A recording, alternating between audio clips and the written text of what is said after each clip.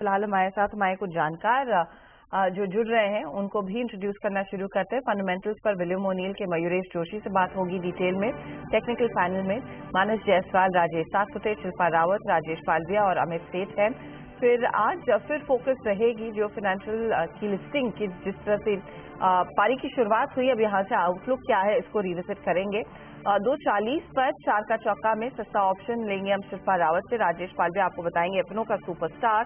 मानस देंगे आज चार्ट का चमत्कार और साथ ही साथ फंडामेंटल्स के लिए मयूरेश जोशी हमारे साथ है ही। तो ये सारे जानकार होंगे जो आपको बताएंगे कि क्या आपकी ट्रेडिंग रणनीति होनी चाहिए आज के दिन। फिर आगे डिटेल में साथ बिग मार्केट वॉइस में आज हम फिरोज अजीज को जोड़ेंगे जो डिप्टी सीईओ है आनंद राठी वेल्थ के। फिर ऑफ कोर्स 3 बजे के आसपास रुक करेंगे बीटीएसटी एसटीबीटी ट्रेड्स के तरफ और क्लोजिंग की रणनीति। ओके, चलिए फिर अपने पैनल को जोड़ना शुरू करते हैं और ट्रेड्स लेंगे उनसे एक एक करके। स्क्रीन पर लेकर आइए अपने पूरे पैनल को। गुड आफ्टरनून आप सभी को। मानस बताइए क्या ट्रेड होगी इस समय की? Good afternoon Amit ji. तो देखिए जो ट्रेड होगा वो एलटीटीएस पे होगा। एलटीटीएस पे खरीदारी करने का ट्रेड लेना है क्योंकि करीब 7 सेशन में हमने कंसोलिडेशन देखा। स्टॉक 4320 के आसपास रेजिस्टेंस फेस कर रहा था, बट फाइनली एलटीटीएस ने आज इस रेजिस्टेंस को ब्रीच किया है, वहां पर वॉल्यूम देखने को मिले हैं।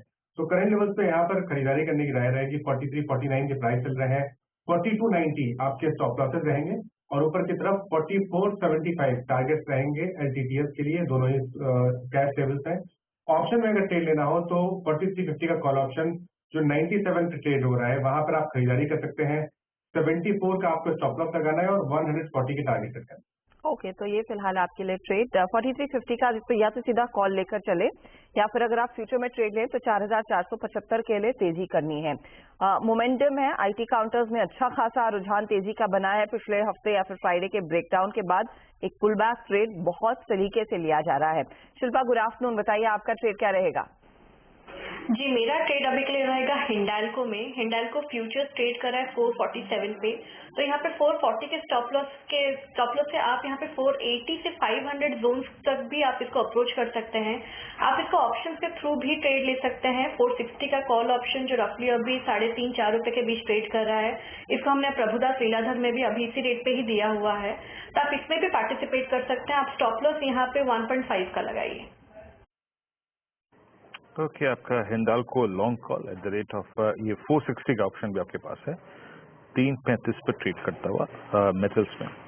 अब चलते हैं अमित सेठ जी के पास। अमित सेठ जी गुड आफ्टरनून, कार्यक्रम में स्वागत है आपका। आपका ट्रेड क्या रहेगा? जी good afternoon Viren ji, Harshita ma'am, Anuj ji, everybody on the panel. Viren ji मेरा ट्रेड इस समय एनटीपीसी रहेगा। एनटीपीसी में हमने काफी स्ट्रॉन्ग ब्रेकआउट देखा था कुछ दिनों पहले, जो कि प्राइस 225 के लगभग पहुंच गया था। उसके बाद जो हमने पुल बैक देखा that is on low volumes, that means profit booking. इसका आरएस काफी स्ट्रॉन्ग है, आरएसआई इज वेल प्लीज्ड। और ये जो पुल बैक आया है इसके 10 और 20 डेमा पे रेस्ट लेके वापस स्टॉक एक अपमूव की ट्रेजेक्टरी में जा रहा है। सेकेंड है कि मार्केट की वॉलेटिलिटी से इट इज रिलेटिवली अनअफेक्टेड, इसने अपनी स्ट्रेंथ बरकरार रखी। 217.75 का प्राइस है इसका, इसे बाय करें और 1 से 2 दिनों के टारगेट का 223 to 225 और स्टॉप लॉस रखूंगा 213 रुपीज का। ओके, एनटीपीसी ये हो गई अमित जी की trade. Rajesh ji good afternoon, आपका ट्रेड? गुड आफ्टरनून जी, गुड आफ्टरनून एवरीबडी। अनुज जी देखिए, नजर जो है वो B2 पे है। बजाज फाइनेंस, बजाज फिनसर्व दोनों ही स्ट्रक्चरली मुझे बहुत अच्छे लग रहे हैं। अपने इंपॉर्टेंट सपोर्ट से ये घूम रहा है, तो अगर मुझे एक चुनना है then I would like to bet on Bajaj finance. Anuj ji मेरे हिसाब से यहाँ पे जो ब्रेकआउट मिला है वो करीबन 7020, ये इसका 100 DMA है, 7040 पे ट्रेड हो रहा है। So at with respect to the breakout level मेरा जो स्टॉप लॉस होगा वो 7000 के आसपास होगा। और जो चार्ट का जो प्रोजेक्शन है वो दिखाता है कि ये 7200 तक कम से कम जाना चाहिए, प्रोबेबली आज नहीं कल, लेकिन यहाँ पे ब्रेकआउट तो मिला है, तो यहाँ पे बाय करेंगे बजाज फाइनेंस। बजाज फाइनेंस में एक अच्छी तेजी बनती हुई दिखाई दे रही है, 7200 की तरफ बढ़ता हुआ ये काउंटर। मयूरेश जोशी को अब जोड़ लेते हैं। Mayuresh good afternoon. सोमवार की शुरुआत एक पॉजिटिव नोट पर जरूर हुई है, बताइए कि स्टॉक पर आपकी नजर? Afternoon Archita ji, afternoon Anuj ji, afternoon Veeru ji and good afternoon to everyone on the panel. तो हमें लगता है आई थिंक EIH होटल्स, इस पे जरूर ध्यान देना चाहिए। इनके जो 2 सबसे बड़े ब्रांड्स है विद इन EIH, ओबेरॉय और ट्राइडेंट ग्रुप, ये 24 होटल्स मैनेज करते हैं, 1500 rooms. Under the Oberoi brand, 2200 से 2400 room under the Trident brand और 500 रूम ओवरसीज। तो कहीं ना कहीं आई थिंक जो नंबर्स पेश हुए हैं काफी होटल कंपनीज के, हम काफी स्टैकअप कर रहे थे after the con call have got over, और अच्छे नंबर ऑब्वियसली सारे होटल कंपनीज ने रिपोर्ट किए हैं। बट EIH की खास पेशकश इसलिए रहेगी क्योंकि स्टैंड अलोन बेसिस पे it has reported one of the highest quarters in terms of revenues. Revenue 455 crore का है, जो पिछले कई तिमाही होंगी इवन बिफोर प्री कोविड कभी ये कंपनी ने पोस्ट नहीं किया है। In fact the EBITDA as well has been extremely strong for EIH। In fact consol numbers पे भी अगर टॉप लाइन EBITDA और बॉटम लाइन की आप ग्रोथ देखें तो काफी जबरदस्त रही है। Cash on hands and cash on books is extremely positive, net cash positive है कंपनी। लगभग क्वार्टर एंडिंग जून में 190 करोड़ के आसपास कैश पड़ी है, और ऑक्यूपेंसी लेवल्स सेकेंड हाफ में इनफैक्ट और ज्यादा बढ़ेंगे। We are all talking about the cricket world cup जो इंडिया में होने वाला है, और जो इनकी प्रॉपर्टीज है की पोजीशंस पे स्टेशन्ड है with expectations of reasonable ARRs, और जो ओवरऑल ऑक्यूपेंसी रेशियोज है इसमें बढ़ता ट्रेंड दिखेगा। तो हम जो सारे होटल के नतीजे ट्रैक कर रहे थे दो पैमानों पे, एक EPSRS रेटिंग एनएच पे वैल्यूएशन के हिसाब से शायद EIH काफी अच्छी तरह से EIH 236 पे ट्रेड करता हुआ स्ट्रॉन्ग मूव डे हाई की ट्रेजेक्ट्री में, और आपकी स्क्रीन पे जो प्राइस है 236 का, चार्टिकली देखूं तो याद रखिएगा it's an all time high trajectory for EIH। जी हाँ, अपने करियर के सर्वोच्च तरफ पे आके ट्रेड करता हुआ ये। अच्छा, और क्या क्या अच्छा है? सुबह सुबह पैनल में हमने पहला सौदा जो मैंने डिस्कस किया था स्टॉक डिक्सन, मेरे ख्याल से ये कॉल भी थी आज सचिन जी की।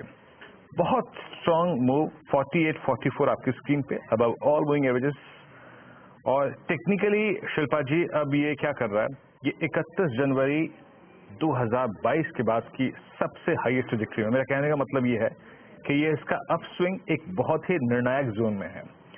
ये वही जोन है जहां से जनवरी के थर्ड वीक में 2022 में एक कोलैप्स हुआ था, सबसे बड़ी इसके करियर की सप्लाई ट्रेजेक्ट्री को जाके स्ट्राइक करता हुआ। मैम, आपका आउटलुक क्या है इस वक्त डिक्सन पे? जी वीरेंद्र जी, आउटलुक तो पॉजिटिव है। डिक्सन 5000 जोन्स डेफिनेटली अप्रोच कर रहा है।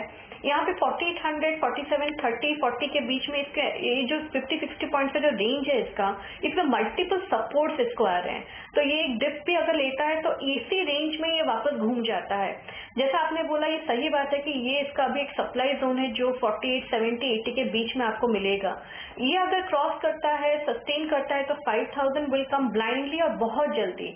अगर ये नहीं होता है तो आपको यहाँ पे अगर आप ट्रेड में बने हैं तो आप अपना स्टॉप लॉस ट्रेल कीजिए या फिर प्रॉफिट बुक कर लीजिए।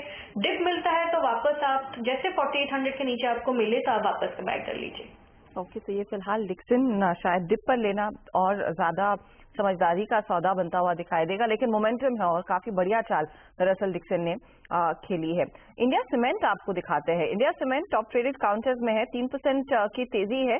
प्राइमरीली यहाँ पर थोड़ी सी शॉर्ट्स कवर होती हुई दिखाई दी, लेकिन क्या ये सिचुएशन ऐसी उभर कर आ रही है कि यहाँ से आगे कुछ लॉन्ग ऐड होते हुए दिखाई देंगे? और इंडिया अकेला नहीं है, आपको याद होगा ACC जैसा स्टॉक जहाँ पर हम सुबह भी मेंशन कर रहे थे, एक अच्छी खरीदारी का रुझान बना। अंबुजा में खरीदारी देखने को मिली।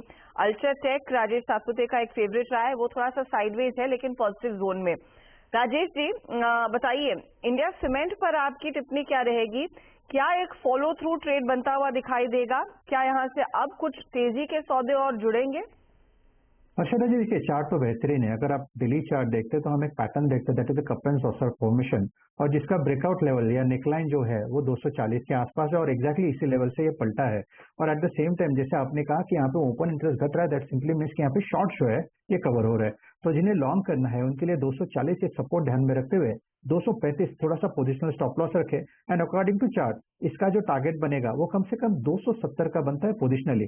लेकिन अगर आपको स्विंग ट्रेड लेना है प्योरली स्विंग ट्रेडिंग पर्सपेक्टिव से, आपका इस level at a level of 245 240 का स्टॉप लॉस होगा, और सामने 255 से 260 ये इसका पहला एक रेजिस्टेंस जोन है। तो स्विंग ट्रेडिंग के लिहाज से बढ़िया है और पोजिशनल के लिहाज से और भी बढ़िया है। ओके, अच्छा अब एक बार जरा अदानी एंटरप्राइजेस रिविजिट करते हैं। ध्यान रखिएगा इसकी जो बड़ी गिरावट आई थी जो बजट से जस्ट पहले आई थी, और उसके बाद इस स्टॉक ने वन वे एक ब्रेकडाउन दिखाया था। 25 जनवरी को ये स्टॉक 200 डे मूविंग एवरेज के नीचे गया था, उसके बाद ऑब्वियसली ट्रिपल डिजिट में भी आया था। 999 के 950 960 से आई थिंक ये बाउंस स्टॉक में आया। उसके बाद से लगातार रैली।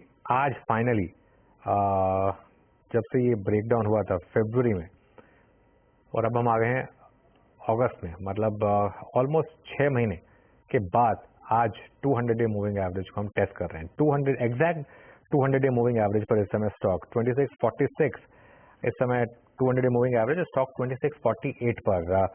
मानस, कोई व्यू यहाँ पर अडानी एंटरप्राइजेस में स्ट्रेंथ तो है, रिसेंटली तो स्ट्रेंथ है यहाँ पर? बिल्कुल, देखिए स्ट्रेंथ तो है, इसमें कोई डाउट नहीं है, क्योंकि जो लास्ट सेशन था उसमें स्टॉक ने ब्रेकआउट दिया, 2525 के ऊपर के भाव देखने को मिले। देखिए यहाँ पे पॉइंट ये है कि एक बार ये वीकली चार्ट में ब्रेकआउट दे दे, और जो आई थिंक वो ब्रेकआउट का लेवल है वो 2685 के आसपास है, पर पैटर्न पॉजिटिव है, तो अगर एक ट्रेड लेना होगा तो वो डेफिनेटली लॉन्ग साइड पे होगा, इस उम्मीद में कि 2685 के लेवल्स अगर रीच होंगे तो आपको कम से कम 2850 तक के सब देखने को मिलेंगे। तो पोजिशन ट्रेडर्स तो करंट लेवल्स पे भी एक पोजीशन बना सकते हैं, थोड़ा समय दीजिए, एक बड़ा स्टॉप लॉस आपको रखना पड़ेगा 2550 के नीचे, लेकिन टारगेट भी बड़े हैं, 2850 तक के टारगेट पोजिशनल बेसिस पे अडानी एंटरप्राइज में देखने को मिल सकते हैं। बिल्कुल। और जहां तक अडानी पोर्ट्स की बात है, ये तो खैर काफी पहले ही 200 डे मूविंग एवरेज को रिक्लेम कर चुका था और यहाँ पर तो काफी स्ट्रेंथ है। इनफैक्ट सभी अडानी ग्रुप स्टॉक में ये सबसे स्ट्रांग है और शायद हो सकता है कि अपने 52 वीक हाइस की तरफ भी ये स्टॉक बढ़े। इसने गोल्डन क्रॉसओवर भी बनाया है, 50 day moving average 200 day moving average के ऊपर यहाँ पर। मयूरेश, आपका क्या व्यू होगा अडानी ग्रुप स्टॉक्स पर? कोई स्टॉक जो आप खरीदना चाहेंगे यहाँ पर? So I think the strongest within the pack, Anuj ji, Adani Ports ही है. Unfortunately, I think it has got muddled जो auditor resignations वगैरह थे उसके कारण, और SEBI के जो final outcome statements आएंगे वो. But if I probably have a look in terms of the entire group, Adani Ports and obviously I think ACC जो सीमेंट में है, I think these two companies probably stand the strongest chance in terms of balance sheets. Obviously जो targets रखे हैं Adani Ports के लिए are quite achievable over the next few quarters. और ये targets achieve करते करते net debt to EBITDA will not exceed the threshold that they have decided as well. Having said that, मुझे लगता है even the cement part of the business जो ACC manage कर रही है, there the numbers have been extremely good. जो हम उम्मीद लगाए बैठे हैं second half recovery काफी अच्छी हो सकती है, और expectations in terms of more capacity additions which will probably increase volume growth, और sequentially I think जो EBITDA per ton में बढ़ोतरी देखी जा सकती है। मुझे लगता है within the group Adani Ports ACC पे जरूर ध्यान रखना चाहिए। Obviously subjective है कि क्या SEBI की आउटकम फाइनली आती है, इस पे सारे स्टॉक्स रिएक्ट करेंगे, but with in the group मेरे हिसाब से आई थिंक अडानी पोर्ट्स और ACC स्ट्रॉन्गेस्ट स्टॉक्स। तो अडानी पोर्ट्स और ACC में बहुत ही ज्यादा कंस्ट्रक्टिव व्यू है आपका, और एक स्ट्रॉन्ग अपसाइड के पोटेंशियल्स आपको मेरे जोशी लगते हैं दो स्टॉक्स में इस ग्रुप के। और अडानी एंटरप्राइजेस पर अनुष्का कमेंट्री आपने सुनी ही। अब आते हैं कुछ और स्टॉक्स पे जो कि बैंकिंग में आज स्टेबल है, स्ट्रॉन्ग है। दो स्टॉक फीचर स्पेशली आपको याद होगा, जब हर्षवार में शुक्रवार को ओपनिंग कर रहे थे, एक्सिस बैंक हमने तभी पिक किया था, और एक्सिस बैंक उस वक्त था लगभग 938 की ट्रेजेक्टरी में, नाउ इट्स 950। आज कोई स्टॉक सबसे मजबूत परिस्थिति में है तो वो है बैंकिंग में एक्सिस बैंक। मानस, ऑल्दो मैं कंपेयर करना चाहता था इसकी strength versus IndusInd bank. IndusInd bank का बिहेवियर भी अच्छा है, दोनों स्टॉक फ्यूचर्स में काफी सब्सटेंशियल बाइंग है आज मानस, लेकिन स्पेशली इस बिहेवियर को देखते हुए, ऑप्शन एक्टिविटी को देखते हुए, एक्सिस बैंक में अच्छी पुट राइटिंग है लोअर लेवल्स पे, और इंडसइंड बैंक में एट द मनी पुट भी बिक रही है, जिसको आप देख भी पा रहे हो 1400 की पुट को। आपका व्यू क्या बन रहा है इस वक्त दोनों ही स्टॉक्स पे, और क्या प्रेफर करेंगे आप लेना? तो देखिए, मैंने मॉर्निंग में भी एक्सिस बैंक की बात की थी, वहां मैंने रिकमेंडेशन भी दिया था, और मेरा अभी भी समझना है कि अगर दोनों बैंक में से एक चूज करना होगा, तो क्योंकि कंफर्मेशन आया है ब्रेकआउट का 20 से 50 डे मूविंग एवरेज के ऊपर निकला है, इसलिए एक्सिस बैंक को मैं प्रेफर करूंगा ट्रेडिंग के तौर पे। तो करंट लेवल्स पे आप एक्सिस बैंक में खरीदारी कर सकते हैं, अभी भी आप खरीदारी कर सकते हैं। 939 का स्टॉप लॉस लगाई है, और 970 रुपए तक के टारगेट पॉसिबल है एक्सिस बैंक में। ऑप्शन में 950 वाला कॉल ऑप्शन लिया जा सकता है, 11.50 रुपए पे ट्रेड हो रहा है, वहां पर आप 8 रुपए का स्टॉप लॉस लगाइए, और 20 रुपए तक के टारगेट पॉसिबल है इस ऑप्शन में भी। ओके, तो एक्सिस बैंक में एक विकल्प है खरीदारी का। अच्छा, मेरी नजर भारत फोर्ज पर जा रही थी। भारत फोर्ज मुझे याद है सुबह में आई थिंक टॉप कॉल था राजेश सातपुते का, 980 के लेवल्स आ चुके हैं। आपका टारगेट आई गेस 1000 के आसपास था, राइट राजेश जी? होल्ड करो उस ट्रेड को आप। हाँ जी हर्षिता जी, इसे होल्ड करना चाहिए और इनफैक्ट सुबह एक लग रहा था कि ये actually it was on a verge of breakout और वो जो ब्रेकआउट का लेवल था वो करीबन 970 के आसपास था। 970 के ऊपर खुला तो वो ब्रेकआउट कंफर्म हो गया। तो ये 1000 का जो टारगेट है ये स्विंग ट्रेडिंग का टारगेट है, जहाँ पे आप देखें कॉल राइटर खड़े हैं। लेकिन चार्टिकली मुझे लगता है हर्षिता जी ये करीबन 1000 को सरपास करके 1040 1050 ये इसका पोजिशनल टारगेट है। तो इट्स होल्ड फॉर मी। जिन्होंने लिया है उनके लिए भी होल्ड ही रहेगा। स्टॉप लॉस थोड़ा सा मैं अपडेट करूंगा, सुबह 950 की बात की थी तो अभी फ्रेश स्टॉप लॉस होगा 965 का। ओके, भारत फौज इस सुबह ट्रेड था, टेक भी था राजेश जी ने और अच्छा मूव देता हुआ। चलिए अब इंडेक्सेस को लेके आइए एक बार स्क्रीन पे। आज बैंक निफ्टी ने बहुत दिनों बाद अपने पिछले 3 दिन की हाईएस्ट ट्रैजेक्टरी को पार किया। फॉर इंस्टेंस जैसे कि सुबह कह रहा था मैं कि 44,000 से एक सेफ डिस्टेंस बना के चल रहा था पिछले 3 सेशन से, आज उसके ऊपर आया। आज का लो एग्जैक्टली 100 एक्सपोनेंशियल एवरेज। निफ्टी का आज का लो मोर और लेस 50 डेमा की ट्रैजेक्टरी और मोर और लेस जो इसने शुक्रवार को किया वही किया। अनुज, ये दोनों ही इंडिसेस का एक बड़ा क्रिटिकल लो है, चाहे वो अगर आप लास्ट वीक के लो को देखिए या फिर डेली पर देखिए। क्या ये एक मीनिंगफुल लो है और यहां से रिकवरी का पाथ कैसा नजर आता है?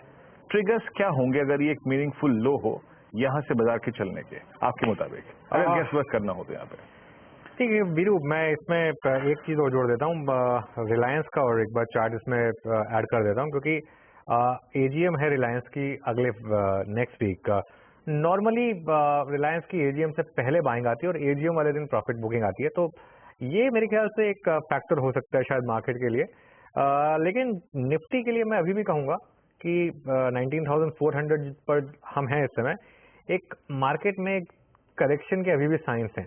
जिस तरीके से मार्केट ने जो मार्केट का टेक्सचर है अब वो 1 स्टेप फॉरवर्ड 2 स्टेप बैक हो गया। पहले उल्टा था, पहले 1 स्टेप बैक 2 स्टेप फॉरवर्ड था। अनलेस 19,500 550 क्रॉस हो जाए और उसके ऊपर हम ट्रेड करने लगे, मैं अभी भी इस रैली पर इतना बिलीव नहीं करूंगा। मतलब इतनी जल्दी मेरा व्यू चेंज नहीं होगा, ना ही बैंक निफ्टी पर। बैंक निफ्टी पर भी जैसे मैं बोल रहा हूँ, जब तक हम 44,200 क्रॉस करके उसके ऊपर क्लोज नहीं हो जाते तब तक मेरा व्यू बदलेगा नहीं उसके ऊपर। हाँ, आज कोटक चला है, अगर HDFC बैंक को चलने लगे, ICICI बैंक को चलने लगे तो शायद एक बैंक निफ्टी को ट्रैक्शन मिल जाए। लेकिन समहाउ मुझे ऐसा लग रहा है कि ये बीच बीच में जो रैलीज आ रही हैं ये अगेन लोगों को फंसा रही हैं। बस इसमें एक चीज है जो इंटरेस्टिंग है कि आप आज भी देखिए, आज भी किस तरीके की out performance mid cap index में। इनफैक्ट मेरे ख्याल से अगर हम यहाँ बंद हो गए तो ये शायद मिड कैप इंडेक्स का ऑल टाइम क्लोजिंग हाई होगा, और अगर थोड़ा सा और ट्रैक्शन आज मिल जाए तो even all time intraday high 38,163 था, हम 38,142 पर हैं।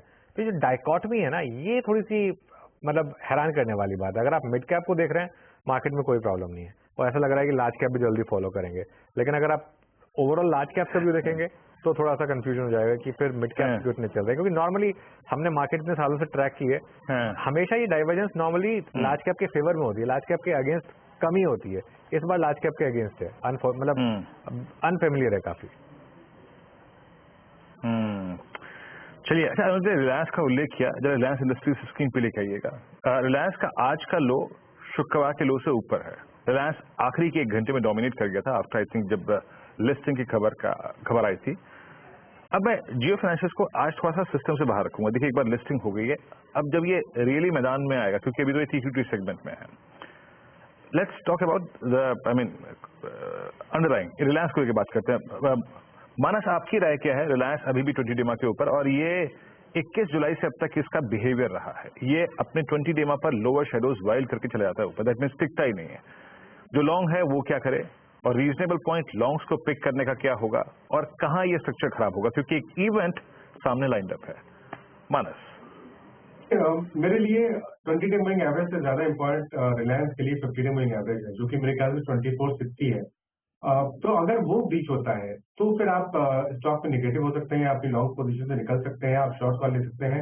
लेकिन क्योंकि कंसोलिडेशन 20 डे मूविंग एवरेज के आसपास हो रहा है, इसलिए करंट लेवल से मेरा कोई भी रिकमेंडेशन नहीं है। अगर आपके पास लॉन्ग पोजीशन है तो 50 डे मूविंग एवरेज जो कि 2460 है उसके नीचे आप स्टॉप लॉस लगा के आप बने रहिए, और खरीदारी तभी करेंगे जब हमें एक प्राइस ब्रेकआउट देखने को मिलेगा, और वो जो लेवल है प्राइस ब्रेकआउट का वो 2590 है, 2590 के ऊपर ही यहाँ पर रिलायंस खरीदारी करनी चाहिए। तो अभी मेरा व्यू न्यूट्रल है, बट खरीदारी करेंगे केवल ब्रेकआउट पे।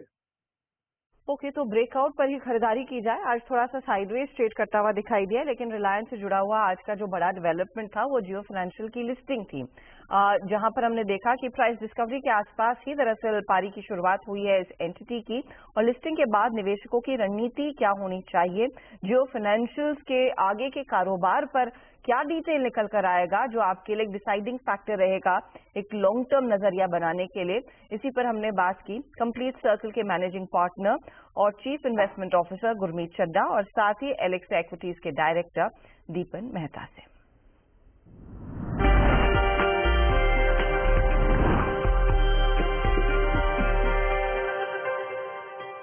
गुरमीत, किस तरीके से देख रहे हैं आप इस लिस्टिंग को और क्या पोटेंशियल रखता है ये? कोई आपने रिसर्च की होगी, किस तरीके के टारगेट्स होंगे आपके पास?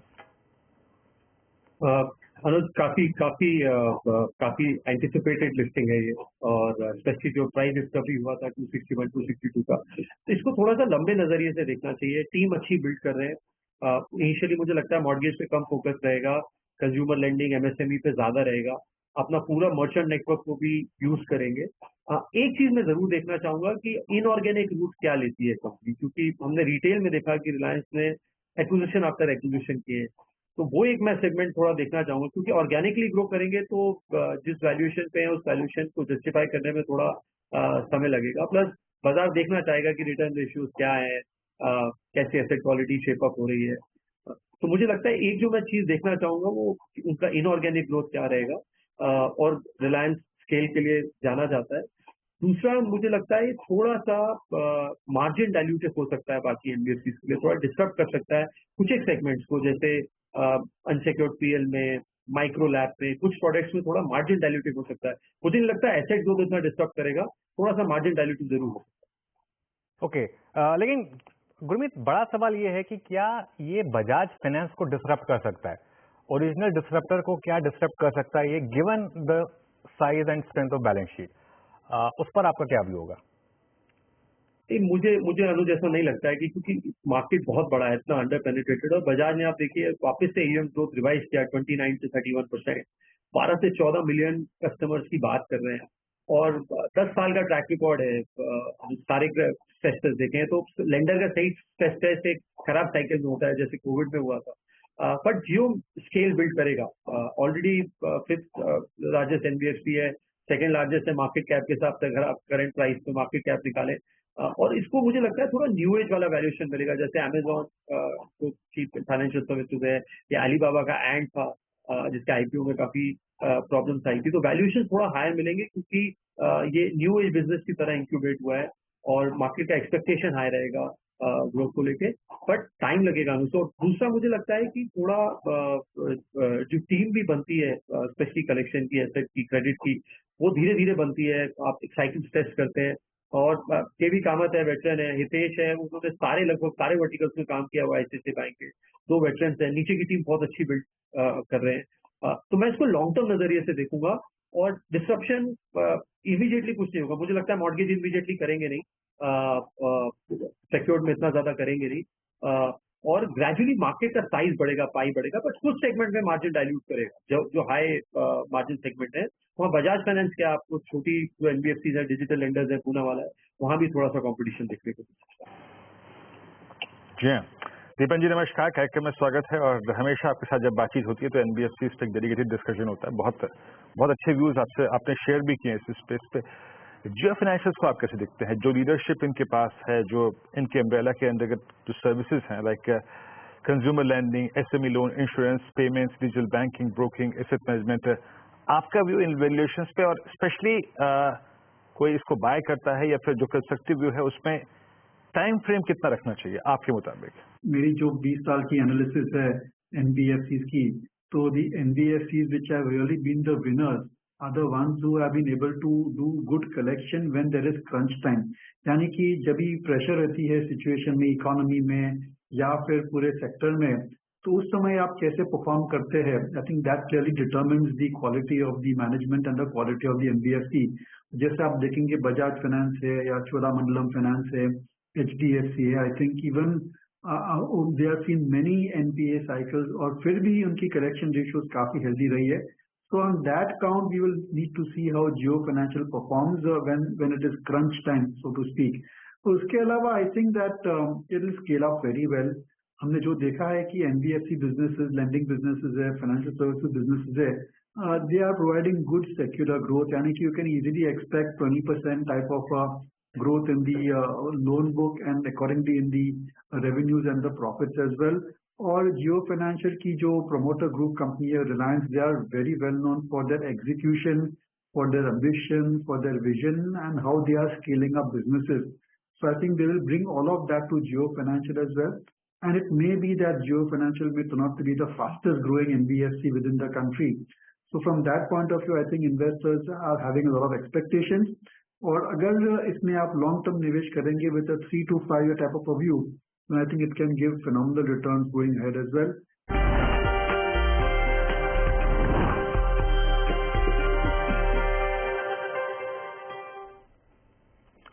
ओके चलिए, ये सुबह कॉन्वर्सेशन हुई थी हमारी और एक क्योंकि बहुत अच्छी कॉन्वर्सेशन हुई थी तो सोचा एक बार उसको रिविजिट किया जाए।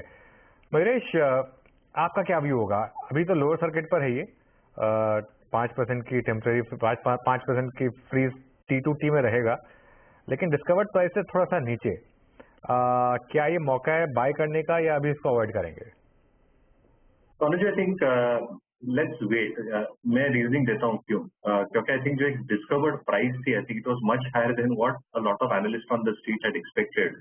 और एक जो फेयर वैल्यू एक कंसेंसस निकल आ रही थी वो लगभग 185 से 190 की आ रही थी। तो कहीं ना कहीं आई थिंक जो गुरमीत और मेहता साहब बता रहे थे, आई थिंक 2-3 चीजें जो साफ उभर के आ रही है। एक, आई थिंक इनके पास रेडीमेड डेटाबेस है जो काफी एनबीएफसीज ने स्ट्रगल किए हैं, जो पिछले कई सालों में आई है to probably build this customer base which they already have, which is a huge positive. दूसरा, आई थिंक जो एक डिसरप्टिव फोर्स की जो आप बात कर रहे थे अनुज जी, मुझे नहीं लगता आई थिंक बजाज फाइनेंस जैसी दिग्गजों को इमीडिएटली कुछ नियर टर्म इम्पैक्ट आएगा। 2-3 reasons, because I think Jio financial services will probably like to go in certain pockets of the market as they begin. I think जो obvious low hanging fruits है आज के तारीख में, उनकी जो presence है through Reliance Retail, आज जो consumer durable loans बांटे जाते हैं वहां से, I think वो एक obvious choice हो सकती है to probably ensure कि इनका जो back-end infrastructure है, जो इनका digital infrastructure है और जो offline presence है through Reliance Retail, that gets capitalized to the fullest, जो काफी corporates के पास comfort level नहीं रहता and where they have to spend huge amounts of money to set up these businesses.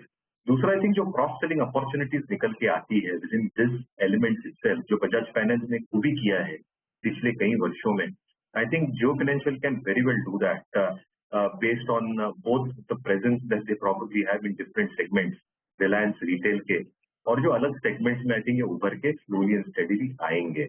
तो मार्केट्स प्रोबेबली देखना चाहेगा कि इनकी स्ट्रेटेजी क्या रहेगी in terms of ramping up their businesses.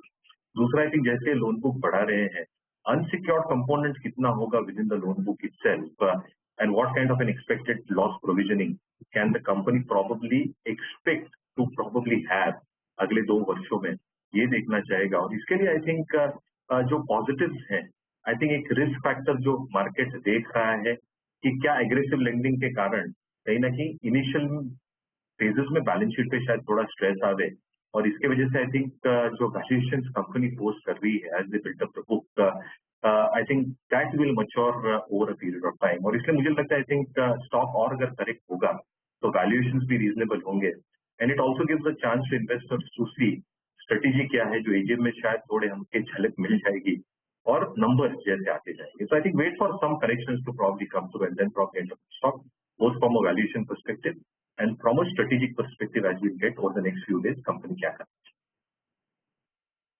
Okay, चलिए, तो ये जियो फाइनेंशियल सर्विसेज पर और उसकी लिस्टिंग पर और उसकी प्राइस एग्जैक्टली फेयर वैल्यूएशन पर हम बात कर रहे थे। अच्छा, एक काम करते हैं, 2-3 स्टॉक फ्यूचर्स पे आएंगे, क्रिटिकल स्टॉक फ्यूचर्स पे, जो कि वाकई इस वक्त कंसिडर करने लायक है। कुछ देर में मैं आईटीसी पे चर्चा करूंगा, लेकिन उससे पहले जरा एक बार टेक्निकल पॉइंट पे एलएनटी लेके आइए।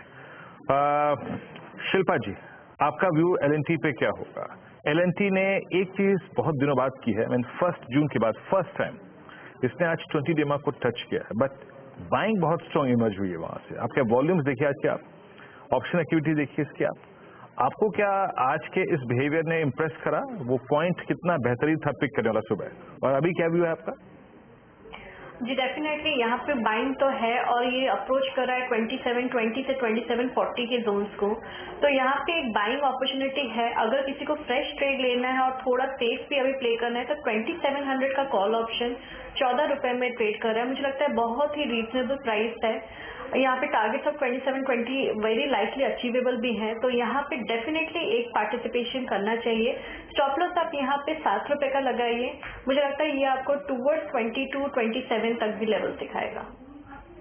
करेंसी में एक अपॉर्चुनिटी साफ बन रही है, यहाँ पर खरीदारी का मौका लेकर चले। अच्छा, राजेश पालविया हमारे साथ इस बीच जुड़ गए हैं, तो उनको जोड़ लेते हैं। राजेश, गुड आफ्टरनून, बताइए आपका इस घंटे का ट्रेड क्या रहेगा? गुड आफ्टरनून हर्षा जी, गुड आफ्टरनून एवरीवन। तो अभी हमें लगता है कि जिस तरीके से स्टॉक स्पेसिफिक एक्शन है, यहाँ पे अडानी पोर्ट पे फोकस करना चाहिए। स्टॉक में काफी अच्छे बाइंग इंटरेस्ट यहाँ पे लास्ट 2 ट्रेडिंग सेशन से देखने को मिले, और जिस तरीके से स्टॉक में नियर टर्म चार्ट पे एक ब्रेकआउट यहाँ पे ऑलरेडी हुआ है, तो हमें लग रहा है अडानी पोर्ट यहाँ से फर्दर एक्सटेंड करेगा अपने 875 880 तक के अपसाइड के टारगेट हम एक्सपेक्ट कर रहे हैं। स्टॉप लॉस जो रखना होगा वो होगा करीब 848 के आसपास। वो जो दूसरा स्टॉक यहाँ पे प्रॉमिसिंग लग रहा है वो है GMR इंफ्रा का। स्टॉक में जिस तरीके से आज ब्रेकआउट हुआ है, प्रीवियस स्विंग हाई का ब्रेकआउट यहाँ पे डेली वीकली टाइम फ्रेम पे होते हुए दिखे। GMR इंफ्रा भी हमें यहाँ पे काफी अट्रैक्टिव लग रहा है, और हमें लगता है ये स्टॉक में नेक्स्ट टारगेट 58-59 की तरफ बढ़ते हुए दिखेगा। स्टॉक को बाय किया जा सकता है। स्टॉप लॉस होगा 53.50 का। तो ये GMR एयरपोर्ट की बात हो रही है, जहां पर एक मौका 59 के लिए साफ दिख रहा है, और अडानी पोर्ट तो एक ऑल टाइम फेवरेट के तौर पर उभरा है ही, जो राजेश पालविया भी पसंद कर रहे हैं। अच्छा अमित, एक बार पॉली कैब पर नजर डालिए, क्योंकि पॉली कैब में फिर से वो पोजीशंस तेजी की जुड़ने लगी हैं, और इस घंटे अगर आप ध्यान दें, ये काउंटर करीब 1.5% ऊपर आया, फिर से हल्की हल्की पोजीशंस जुड़ी। अब इसमें बीच में हुआ ये था कि जुलाई एंड एंड अगस्त के फर्स्ट हफ्ते में कुछ कंसोलिडेशन अच्छा खासा स्टॉक में देखा गया, और इसकी चर्चा हम पहले भी कर चुके हैं। ये एक आउट परफॉर्मर रहा है इनफैक्ट पिछले साल से इस साल की अगर आप कंपैरिजन करते हैं, 3 महीने में तो 41% के रिटर्न्स भी कमा कर दे चुका है। अब क्या फिर ये खरीदारी के लेवल्स के आसपास आ गया है क्या? 4840 के जो स्तर है, क्या आप अटेम्प्ट करेंगे नई तेजी करना? जी हर्षा मैम, काफी स्ट्रॉन्ग स्टॉक है। हमने इसमें एक शार्प रनअप देखा था, और पिछले कुछ दिनों से देख रहे हैं स्टॉक अपनी जो प्रीवियस गेन्स है उसको डाइजेस्ट कर रहा है, कंसोलिडेशन पैटर्न बना रहा है, और इस लेवल्स को होल्ड करने की कोशिश कर रहा है। एक राउंडिंग पैटर्न भी हम देख रहे हैं 10 और 20 डे एक्सपोनेंशियल मूविंग एवरेज पे। स्टॉक अगर देखा जाए तो काफी स्ट्रॉन्ग है, 10 डेमा के ऊपर ट्रेड कर रहा है। प्योरली शॉर्ट टर्म ट्रेडिंग के लिहाज से पोजीशन बनाई जा सकती है। 4840 का इसका प्राइस है, लेकिन क्योंकि स्टॉक काफी भाग चुका है तो स्टॉप लॉस काफी टाइट रखेंगे इसमें 4780 रुपीज का, और मुझे लगता है 4950 तक के टारगेट्स नियर टर्म में पॉसिबल है इसमें। अपॉर्चुनिटी क्लियरली बनती हुई दिखाई दे रही है, लेकिन याद रखिए ये स्टॉक जब चलता है तो बहुत तगड़ी तेजी बताता है, और उन पॉजेस का फायदा उठाना है आपने नई तेजी की पोजीशन लेने के लिए। ऐसा ही एक ट्रेड एस्ट्रल में साबित हुआ है। हाउएवर एस्ट्रल आप देखें तो ज्यादा कंसोलिडेट कर चुका है पिछले 2 हफ्तों में।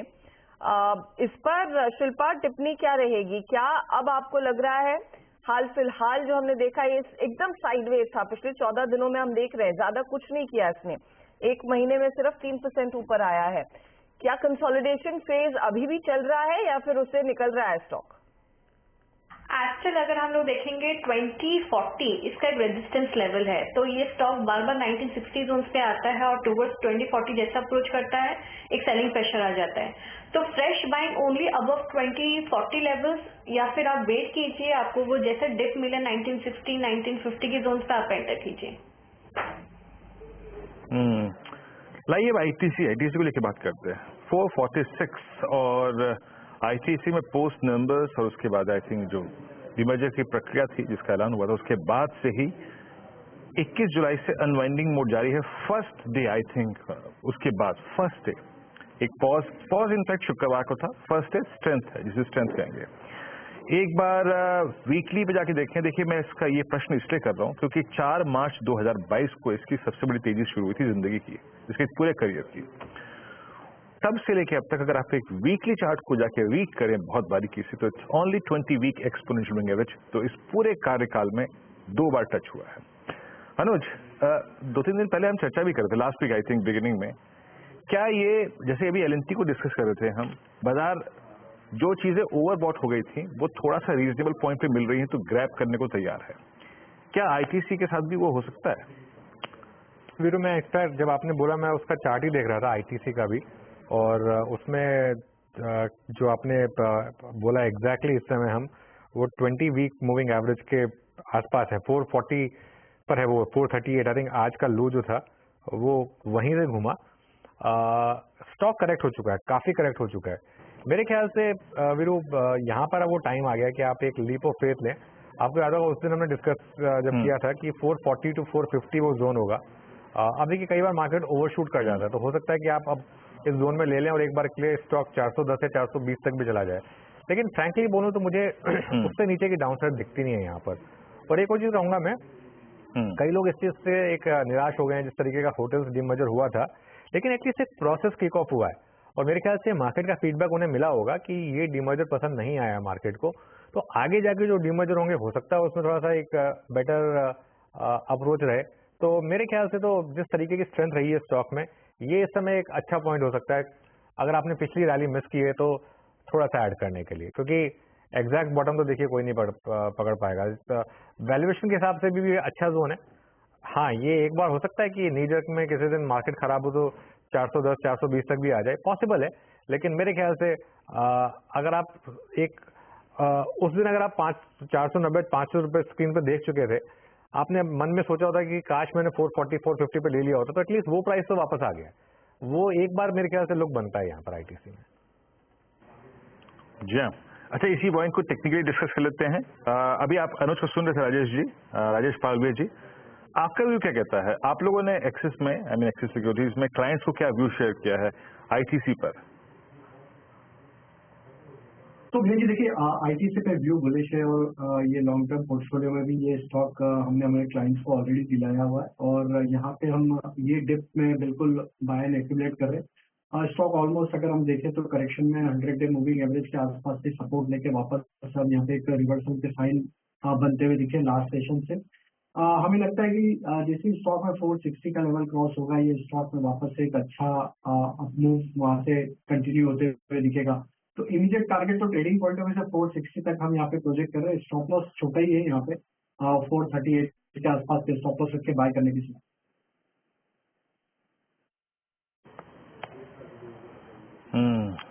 आईटीसी 446 पे आपकी स्क्रीन पे डे हाई पे ट्रेड करता हुआ शानदार मूव यहाँ पे। अच्छा, अब मैं थोड़े से ब्रेकआउट्स पे आऊंगा, उसके बाद हम चार का चौका की तरफ रुख करेंगे। जो ब्रेकआउट अच्छे बन रहे हैं, एक बार आप एनएमडीसी लेके आइए, 118.85 डे हाई के जोन पे आके ट्रेड कर रहा है। अमित, जरा मैं पिछले 10 मिनटों से इसकी ऑप्शन एक्टिविटी देख रहा हूँ, इसकी 120 की कॉल लेके आइए डायरेक्टर साहब स्क्रीन पे। इसका बिहेवियर देखिए और इंट्राडे स्विंग्स को देखिए। आपको लगता है कि एक बार बहुत एग्रेसिव ट्रेडर है तो इसको आजमाना चाहिए? कोई ऑप्शन व्यू और टेक्निकल व्यू क्या कहता है, कहां तक का मूव पॉसिबल है इसमें? जी, काफी स्ट्रॉन्ग स्ट्रक्चर है वीरेंद्र जी। 14 अगस्त को हमने इसमें एक शार्प ब्रेकआउट देखा था, जिस ब्रेकआउट ने अपना एक रेजिस्टेंस लेवल क्रॉस किया और वो ब्रेकआउट वो सपोर्टेड है वॉल्यूम। पिछले 3 दिनों से हम एक पुल बैक देख रहे थे, orderly pull back, low volume pull back, which is very good for technically for a stock. और वापस आज हम रिजम्पशन ऑफ अप ट्रेंड देख रहे हैं स्टॉक में और वॉल्यूम्स थोड़े थोड़े पिकअप कर रहे हैं। मुझे लगता है पिछले 3 दिन के वॉल्यूम को ये क्रॉस कर जाएगा 3:30 बजे तक, जिस हिसाब से ये स्ट्रक्चर है। पोजिशनली भी काफी पॉजिटिव स्ट्रक्चर है, 118.50 का इसका प्राइस है। पोजिशनली भी किसी को होल्ड करना है तो 115 का स्टॉप लॉस लगाएं। मुझे लगता है 125 से 127 रुपीज के टारगेट पॉसिबल है। As far as options are concerned, 120 का ऑप्शन आज के कैंडल को देखते हुए जरूर लेना चाहिए। 2 रुपए का इसका प्राइस है। स्टॉप लॉस रखे 1 रुपीज पर, मुझे लगता है 4 से 5 रुपए के टारगेट्स इसमें पॉसिबल है। ओके, एनएमडीसी यहाँ पर इस समय आपको करना है बाय। अच्छा, सिर्फ एनएमडीसी नहीं, इवन जो एनएमडीसी की जो डीमर्ज आर्म थी, एनएमडीसी स्टील, अब वो खैर कैश मार्केट स्टॉक है सिर्फ। आज मैं सुबह उसका भी चार्ट देख रहा था, वो भी बहुत शानदार तरीके से आज स्टॉक भागा। एनएमडीसी स्टील 12% का मूव आज यहाँ पर इस स्टॉक में आया, तो काफी तेजी है यहाँ पर। चलिए चार का चौका की शुरुआत करते हैं। शिल्पा जी आपके पास आ रहे हैं सबसे पहले सस्ता ऑप्शन ट्रेड के लिए। जी अनुज जी, मेरा सस्ता ऑप्शन रहेगा बी सॉफ्ट बिरला सॉफ्ट में। यहाँ पे ऑफकोर्स आईटी में तेजी है और ये स्टॉक बहुत अच्छा परफॉर्मर है इस सेक्टर में। तो 470 का कॉल ऑप्शन जो रफली अभी ₹5.90 पे अभी ट्रेड कर रहा है, आप इसमें पार्टिसिपेट कीजिए। ₹3.30 का इसका आप स्टॉप लॉस मेंटेन कीजिए और टारगेट्स ऑफ 8 और 11। तो बिरला सॉफ्ट में 470 का एक कॉल आप लेकर चलेंगे। ₹5.80 पर है। यहाँ पर टारगेट 8 और 11 का रहेगा। तेजी का ट्रेड क्लियरली। फटाफट से राजेश पालवी आप बताइए एफएनओ सुपरस्टार। तो एफएनओ सुपरस्टार में जो स्टॉक पसंद आ रहा है वो है अंबुजा सीमेंट का। स्टॉक में अगर हम देखें तो आज लॉन्ग बिल्टअप देखने को मिला है। स्टॉक में लास्ट 3 दिनों से देखें तो एक सस्टेन बाइंग एक्शन बनी है। स्टॉक सारी इंपॉर्टेंट मूविंग एवरेजेस के ऊपर सस्टेन कर रहे हैं। हमें लग रहा है अंबुजा सीमेंट में जो मूव बना है ये अपने प्रीवियस स्विंग हाई की तरफ बढ़ते हुए दिखेगा। अपसाइड के टारगेट हम प्रोजेक्ट कर रहे हैं 475 480 तक के। स्टॉप लॉस जो रखना होगा वो करीब होगा 458 के आसपास। अंबुजा सीमेंट फ्यूचर पे बाय करने की सोच। ओके, अंबुजा सीमेंट्स पे बाय करने का व्यू है आपका। स्ट्रॉन्ग स्ट्रक्चर डे हाई की डिरेक्टरी में 2.56% ऊपर, वाकई शानदार मूव यहाँ पर। अगला ट्रेड पिक करते हैं चार्ट का चमत्कार मानस जी के सौजन्य से। मानस जी बताइए क्या पिक कर रहे हैं आप? देखिए, चार्ट के चमत्कार के लिए एसीसी पे ध्यान देना चाहिए। एसीसी ने सपोर्ट किया था 50 डे और 100 डे मूविंग एवरेज पे, आई थिंक 2 दिन पहले। फिर लास्ट सेशन में रिवर्सल देखने को मिला, स्टॉक ने 20 डे मूविंग एवरेज को रीगेन किया। आज स्टॉक ने 200 डे मूविंग एवरेज को भी रीगेन कर लिया है। तो करंट लेवल पे एसीसी में खरीदारी करने की राय रहेगी। 1929 के स्टॉप लॉस से आप खरीदारी करिए और 2050 जो पिछले हाई थे 2050 के, वही आपके टारगेट रहेंगे। ऑप्शन में अगर ट्रेड लेना होगा तो 1980 वाला कॉल ऑप्शन 37 पे ट्रेड हो रहा है, वहां पर आप खरीदारी कर सकते हैं। 19 रुपए का स्टॉप लॉस लगाइए और 80 रुपए के टारगेट सेट करिए। ओके, अंबुजा और एसीसी दोनों बाय लिस्ट पर आज। तो ये हो गई चार्ट का चमत्कार। चलिए अब मिड कैप फंड अगले मयूरेश के पास चलते हैं। मयूरेश, आपका पिक? तो अनुज जी, मार्केट से डेटा में हमें पसंद आ रहा है ओरिएंट पेपर। 2-3 खास चीजें जो हमें लगता है थिंक प्ले आउट हो सकती है। एक, जो पेपर कंपनीज फुली इंटीग्रेटेड है like Orient paper, west coast, JNK paper should benefit quite significantly अगले कुछ क्वार्टर्स में, क्योंकि जो रॉ मटेरियल इन्फ्लेशन और वॉलेटिलिटी रहती है इससे अच्छे खासे आई थिंक टैकल कर सकते हैं। दूसरा, आई थिंक जो इनकी वैरायटी है पेपर की, सुपीरियर पेपर बोर्ड जो बनाते हैं, इनफैक्ट इनके पास जो राइटिंग और स्पेशलिटी पेपर है, and one of the largest producers of tissue paper in the world, जो डोमेस्टिक में भी लार्जेस्ट है और एक्सपोर्ट मार्केट में भी सबसे ज्यादा इनकी बिक्री होती है। तो आई थिंक डोमेस्टिक और एक्सपोर्ट मार्केट दोनों अच्छी तरह से वॉल्यूम को कंट्रीब्यूट कर सकते हैं। दूसरा, अगर ये सेकंड हाफ में मानसून थोड़े कम रहे तो कहीं ना कहीं आई थिंक जो पेपर प्राइसेस हैं, जो पेपर की कीमतें हैं अक्रॉस द बोर्ड जो ओरिएंट बताता है, उसमें अच्छा खासा इजाफा देखा जा सकता है, which should create a huge amount of operating leverage on the balance sheet, क्योंकि डेट बहुत ज्यादा है नहीं। और अगर हम एक्सपेक्टेशन बांध के चलते हैं कि जो पिछले वर्ष इन्होंने ईपीएस रिपोर्ट किया था of 4.68 rupees with a top line of almost 950 crore के आसपास, पिछले तिमाही में 250 करोड़ की टॉप लाइन हुई है और ईपीएस 1.52 रिपोर्ट हुआ है। फिर Q1 is expected to be a little soft. तो जैसे सेकंड हाफ में हम जाएंगे, हमें लगता है आई थिंक 6.25 रुपए के ऊपर ये कंपनी ईपीएस आराम से रिपोर्ट कर सकती है, which means an effective bottom line growth of more than 35 to 40% एक रिस्क फैक्टर ऑब्वियसली जो फ्लैग ऑफ करूंगा, एक कंटिजेंट लायबिलिटी है, the company is very very confident कि वो क्वॉश कर सकती है हाईकोर्ट की ruling related to that liability itself. But both from a structural perspective, macro perspective और अर्निंग्स पर्सपेक्टिव शायद ये बेस्ट प्लेस स्टॉक लग रहा है हमें at the current juncture from the paper sector. एक 18 से 20% की अपसाइड हम देख रहे हैं with stop loss at 46.50। A clear disclaimer, ये stock discuss no to clients के पास नहीं है, मेरी पर्सनल होल्डिंग स्टॉक में बिल्कुल। ओके, चलिए एक काम करते हैं, चारों के चारों ट्रेड रिकैप करते हैं आपके लिए। सस्ता ऑप्शन में सबसे पहले शिल्पा राउत ने NMDC ये स्टॉक चुना और इसका sorry Birla soft mid cap IT में अगस्त 470 कॉल और यहाँ पर 8 रुपये और 11 रुपये की टारगेट और 3 रुपये 30 पैसे का स्टॉप लॉस आपको लगाना है। ये हो गई पहली ट्रेड।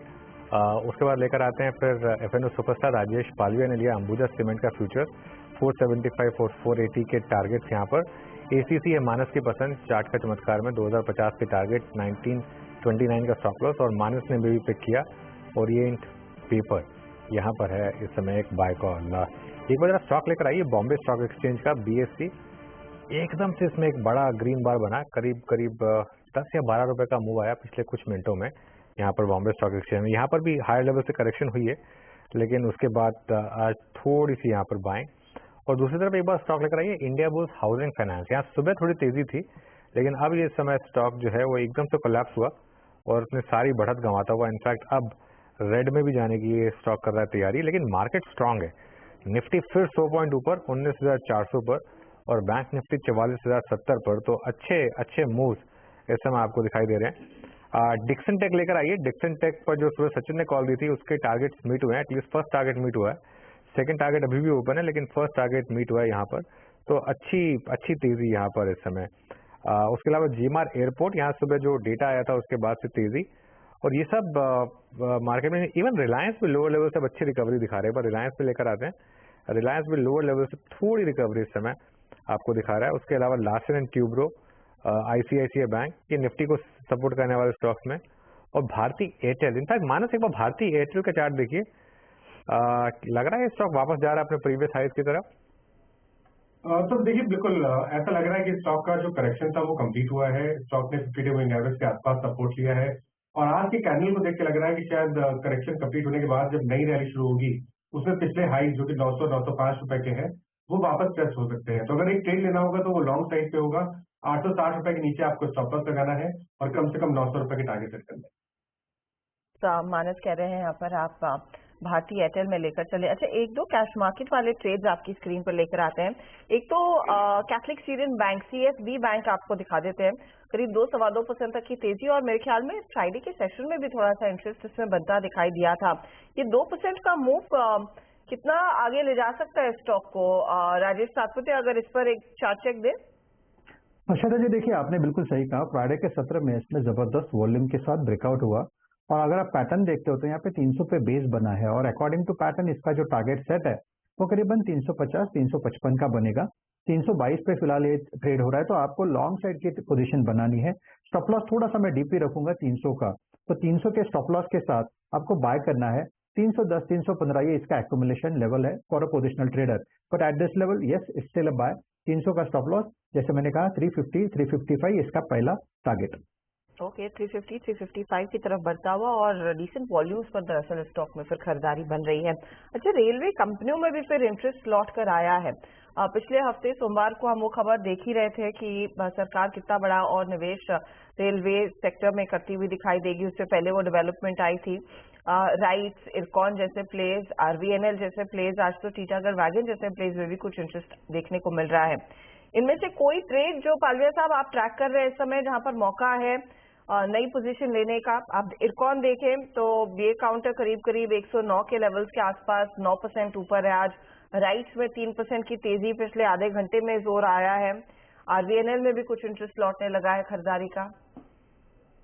तो बिल्कुल पूरा ही सेगमेंट एक अच्छा बाइंग इंटरेस्ट आज दिखा रहा है और उसमें हमें लगता है इरकॉन काफी स्ट्रांग यहाँ पे मोमेंटम कंटिन्यू करते हुए दिख रहा है। जिस तरीके से स्टॉक ने अपने प्रीवियस स्विंग हाई के वापस ब्रेकआउट किए, यहाँ पे हमें लगता है नेक्स्ट टारगेट इसका 125-130 की तरफ आते हुए दिखेगा। तो यहाँ पे पोजीशन ली जा सकती है, जिनके पास होल्ड रखे 103 का स्टॉप लॉस रखे। वहीं अगर हम देखें तो राइट्स में भी आज एक 4-5 दिन की गिरावट के बाद एक रिवर्सल के साइन यहाँ पे एक मल्टीपल सपोर्ट जोन के पास से बनते हुए दिखे। जिस तरीके से स्टॉक ने अपने इंपॉर्टेंट सपोर्ट एरिया जो कि 450 के आसपास था उसको होल्ड आउट किया और अब यहाँ रिवर्सल बना है। हमें लग रहा है इसका इमीडिएट टारगेट जो बन सकता है वो आना चाहिए करीब 485 की तरफ। तो राइट्स में बने रह सकते हैं, 460 के आसपास स्टॉप लॉस सकते हैं। टीटागढ़ एक स्ट्रॉन्ग लॉन्ग टर्म ट्रेंड भी देखें तो एक सस्टेन्ड अप ट्रेंड यहाँ पे बना हुआ है। तो ये स्टॉक तो बाय ऑन डिप्स की कैटेगरी का, इसमें छोटी मोटी जब भी गिरावट मिले तो इसको ऐड ही करना चाहिए। हमें लगता है ये स्ट्रॉन्ग फर्दर एक्सटेंड करेगा तेजी और यहाँ पे नेक्स्ट टारगेट जो बन सकते हैं टीटागढ़ के वो आना चाहिए करीब 750-800 रुपए तक भी। ये स्टॉक हमें लगता है कंटिन्यू करते हुए दिखेगा पोजिशनल बेसिस पे। ओके, अच्छा एक बार जरा ये दोनों रियल एस्टेट काउंटर्स में मेरी नजर गई एकदम से, DLF और गोदरेज प्रॉपर्टीज, दोनों इस समय इंटरडे हाइस पर। इनफैक्ट DLF में अच्छा जंप आया और गोदरेज प्रॉपर्टीज में भी अच्छा जंप आया। दोनों स्टॉक्स इस समय डे हाई पर। यहाँ पर कोई व्यू आपका यहाँ पर राजेश पालवे जी, कोई अप्रोच DLF या गोदरेज प्रॉपर्टीज पर? तो गोदरेज प्रॉपर्टी पिछले 4-5 दिनों से एक लोअर साइड पे कंसोलिडेट करते हुए दिख रहा है। आज जरूर यहाँ पे एक साइन बना है स्टॉक में, जो कि एक रिकवरी पे साइन यहाँ पे आते हुए दिख रहे हैं। डीएलएफ में जरूर ब्रेकआउट बना है, तो हमें लगता है डीएलएफ तो इनिशिएट बाय किया जा सकता है। एक फॉलिंग ट्रेंड लाइन का ब्रेकआउट यहाँ पे डेली चार्ट पे बनते हुए दिख रहा है, तो ये स्टॉक में बाय की सलाह रहेगी। 476 स्टॉप लॉस होगा और अपसाइड में हमें लग रहा है ये एक्सटेंड होना चाहिए मूव 494 495 की तरफ।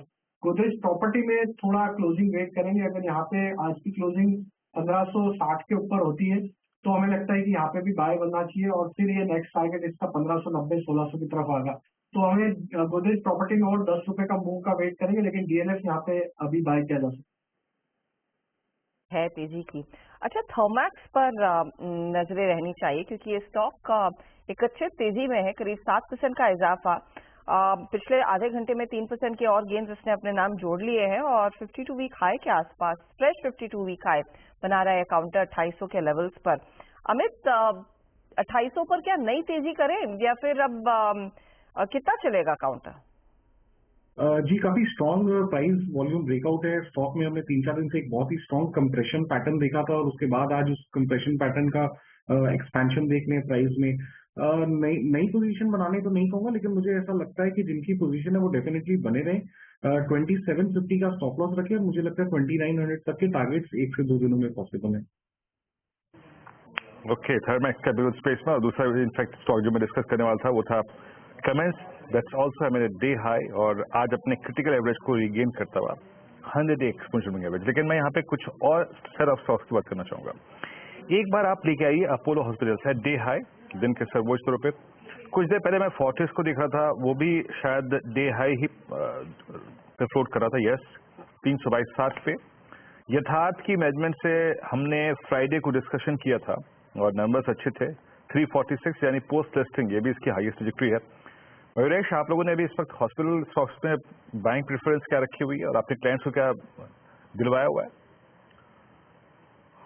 ट्रेंड काफी बढ़िया रही है और अगर हमने स्टैकअप किए सारे हॉस्पिटल रिजल्ट, यथार्थ, एनएच, अपोलो देखें, फोर्टिस देखें, मैक्स देखें, तो यथार्थ के नतीजे काफी अच्छे थे।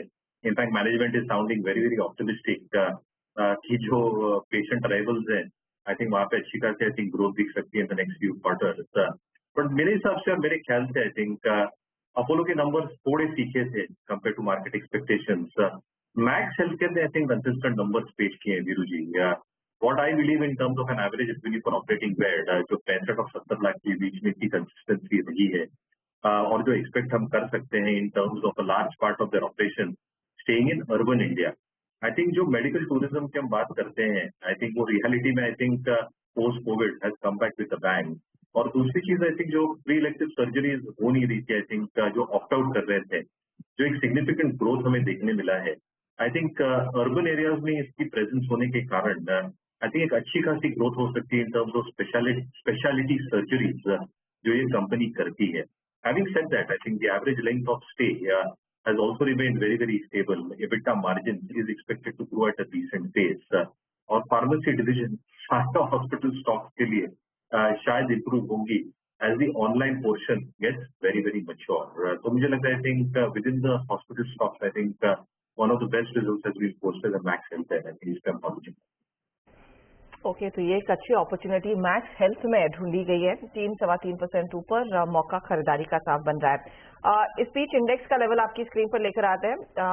19,411 के आसपास इस समय निफ्टी बैंक 4485 के आसपास ट्रेड कर रहा है और मिड कैप में पूरा तेजी का जोश 322 अंकों की बढ़त पर। हम लेंगे एक फटाफट ब्रेक के बाद हमारे साथ मार्केट बिग वॉइस में जुड़ने वाले हैं आनंद राठी वेल्थ के डेप्टी सीईओ फिरोज अजीज। उनसे होगी डिटेल में बातचीत इस ब्रेक के बाद।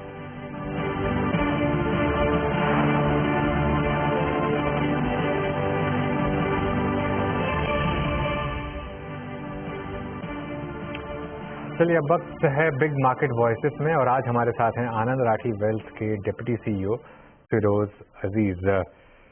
फिरोज जी, गुड आफ्टरनून। और नॉर्मली आपसे म्यूचुअल फंड्स पर बात करते हैं, लेकिन अब से मार्केट पर भी आपसे बात किया करेंगे। तो बताइए, इस समय क्या व्यू लग रहा है आपको मार्केट में? जो रिसेंट करेक्शन आई उसके बाद क्या वापस री एंट्री का जोन है इस मार्केट में? नमस्कार Anant ji, so nice to be on your show. But जैसे आपने कहा कि निफ्टी की करेक्शंस आई हैं, 19,978 तक गई थी 20 जुलाई को, अब वापस थोड़ी सी रिट्रैक्टमेंट आई है। But I personally think that ये अच्छी बाइंग अपॉर्चुनिटी होगी, बिकॉज जो अर्निंग्स की ग्रोथ आई है Q1 FY24 की 39% की आई है, और हमारा जो निफ्टी पे अर्निंग्स का एस्टिमेट है 936 रुपीज का for the full year, growing from 814, looks more and more certain. क्योंकि अगर अर्निंग्स ठीक से आएंगी तो आज की जो वैल्यूएशन हैं हमारे हिसाब से फेयर जोन में है। अगर 1920 की पीई, फॉरवर्ड पीई के आधार पे जो 19,411 की जो अभी लेवल है, आई थिंक हम 19.520 की अर्निंग्स पीई पे हैं। लॉन्ग टर्म एवरेज 18 पे रहा है। ब्याज दरों को नॉर्मलाइज करें, जब भी ब्याज कम होते हैं तो रिलेटिवली पीईज बढ़ती हैं, और ब्याज दरें ऊपर होती हैं तो पीईज घटती हैं। तो आज हम देखते हैं कि 10 ईयर जीटेक 7.22 पे ट्रेड कर रहा है, तो इसीलिए थोड़ी वैल्यूएशन स्ट्रेच लग रही है। जैसे ही इंटरेस्ट रेट साइकिल डाउनटर्न होगा तो ये वैल्यूएशन अनलॉक होंगी from a PE expansion standpoint. तो ये बाइंग अपॉर्चुनिटी है, और इलेक्शन जैसा एक बहुत इंपॉर्टेंट इवेंट आने वाला है 8-9 महीने में, और हमेशा हमने देखा है कि that gives you a trigger of a 16% average movement over the last 5 general election. Feroze, considering आप वो यील्ड की बात कर रहे थे and where the interest rate cycle is at this point in time, उसको मेंशन किया। बैंकों को लेकर आपकी क्या अप्रोच रहेगी? यहाँ पर अर्निंग्स पर क्या विजिबिलिटी देखने को मिल रही है? क्योंकि ऐसी बाजार में डर था कि शायद ये जो क्वार्टर डिलीवर हुआ है इसमें जो कुछ अच्छा होना था वो दिख चुका है। क्या आपको भी वो फियर है कि अब यहाँ से थोड़ा सा संकोच देखने को मिलेगा, अर्निंग्स उतनी शायद मजबूत ना रहे? मेरे हिसाब से अर्निंग्स मजबूत रहेंगी। ऑफ कोर्स ये क्वार्टर बहुत अच्छा रहा है, the quarter which went by. ऐसी विंडफॉल गेन्स की एक्सपेक्टेशन करना थोड़ा अनफेयर होगा, but I think earning stability जरूर होगी, क्योंकि interest rate cycle peak out पे है। ऑफ कोर्स इन्फ्लेशन जो लास्ट आंकड़ा आया था 7.2 7.3 का, वो थोड़ा ऑफशूट है because of vegetable prices largely. अगर हम इन्फ्लेशन को ब्रेक डाउन करें तो answer your pointed question, earnings पे स्टेबिलिटी जरूर होगी। 37%, 36.8% निफ्टी की जो वेट है वो फाइनेंशियल सर्विसेज पे आती है। 10 साल पहले वो वेट सिर्फ 29% थी। जो अब इस साल की जो निफ्टी मूवमेंट्स आई हैं दिस फाइनेंशियल ईयर, 4.8% की जो निफ्टी की इजाफा देखने को मिला है, वो इस सेक्टर से कंट्रीब्यूट किया है, financial services, which is broadly NBFCs and banks. I think bank में कोई डरने की बात नहीं है। इन टर्म्स ऑफ अर्निंग्स पे कोई प्रश्न चिन्ह नहीं लगेगा। The earning estimate for financial services should be on track for the full financial year, ये हमारा मानना है। जो डोमेस्टिक फ्लोज हैं उसकी वजह से एनबीएफसी के स्टॉक्स ज्यादा चलेंगे। बैंक्स तब चलती हैं जब एफआईआई का फ्लोज ज्यादा होता है। तो आपने कोरिलेशन निकाला कि जब भी एफआईआई से पैसा आता है तो लार्ज बैंक चलती हैं, जब डोमेस्टिक इनफ्लोज ज्यादा होती हैं तो एनबीएफसी चलती हैं। ये क्लियर कोरिलेशन देखने को मिला है फॉर द लास्ट 12 ईयर्स जिसकी हमने स्टडी की थी। फिरोज, आप लोगों ने इस वक्त आईटी पे क्या अप्रोच अडॉप्ट किया है? क्लाइंट्स के साथ क्या व्यू शेयर किया है? बीते 1.5 साल के प्राइस डैमेज ने जिस ट्रेजेक्टरी में निफ्टी आईटी को प्लेस किया है, वैल्यूएशंस के लिहाज से और इस बार की अर्निंग्स के लिहाज से, ये कहाँ पे खड़ा है? हमारे हिसाब से आईटी की जो बॉटमिंग आउट है वो हो चुकी है। रिजल्ट इतने शानदार नहीं थे, फिर भी प्राइस मूवमेंट्स आई हैं, पॉजिटिव प्राइस मूवमेंट्स थोड़े स्टॉक्स में आई हैं। So IT sector of course Europe के स्लो डाउन से काफी इंपैक्ट हुआ है, but I think long term में आईटी सेक्टर एक रिवर्सल में है। वैल्यूएशन बॉटम आउट हुई है। जब भी रिजल्ट खराब आते हैं और स्टॉक ठीक ठाक रिएक्ट करता है, that means the worst has been priced in. So अगर आप देखें अगले 3 साल के पर्सपेक्टिव से, अगर आईटी सेक्टर के इंडेक्स को अगर निफ्टी से कंपेयर किया जाए, 3 to 4% compounded alpha over 3 years is possible. Okay, आपके टॉप कन्विक्शन बेट में कंज्यूमर है। कंज्यूमर एक बहुत बड़ी पॉकेट है, लेकिन फिरोज, तो इसमें किस पर ज्यादा बेट होगी? डिस्क्रिशनरी कंजम्पशन, नॉन डिस्क्रिशनरी, और विद इन दैट अगर कुछ चुनिंदा शेयर्स के बारे में अगर आप बात कर सकें तो कहां पर आप ज्यादा बुलिश होंगे? अनुज जी, हमारे हिसाब से लास्ट 6 मंथ थोड़ा अंडर परफॉर्मेंस आया है कंज्यूमर स्टेपल्स में, but I think the consumption story from a rural stand point, जो जीडीपी की ग्रोथ की एक्सपेक्टेशंस है वो भी हमारे हिसाब से मीट हो रही हैं। तो I think consumer staples, FMCG largely पे हमारा फोकस रहेगा।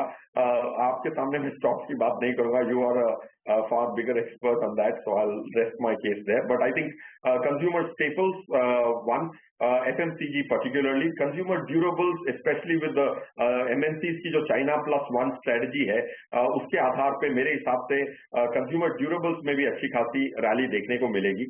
और हम जब भी सेक्टर्स की बात करते हैं तो रिलेटिव परफॉर्मेंस के आधार पे हम एक सेक्टर चुनते हैं, ना कि एब्सोल्यूट परफॉर्मेंस के आधार पे, क्योंकि अगर ब्रॉडर इंडेक्स की अगर mean return for example Nifty की मीन रिटर्न है 14, मीडियन रिटर्न है 11, कोई भी सेक्टर जो 15% की मीडियन रिटर्न दे सकता है अगले 3-4 साल के लिए, वो हमारा फोकस सेक्टर रहता है। उस आधार पे हम ना सिर्फ स्टॉक्स चुनते हैं, बट म्यूचुअल फंड्स भी उसी आधार पे चुनते हैं जिसमें वेटेजेस ज्यादा होते हैं। तो answer your pointed question, consumer staples is where our focus is. Feroz, considering you mentioned mutual funds, मैं आपसे एक पर्सपेक्टिव लेना चाह रही थी।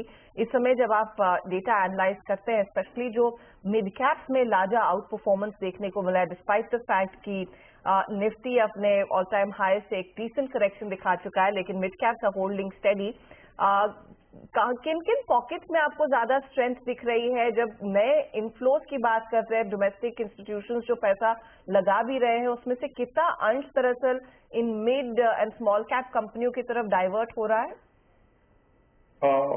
आई थिंक जैसे आपने कहा मिड कैप म्यूचुअल फंड के लिए वो सिर्फ 150 कंपनियां हैं।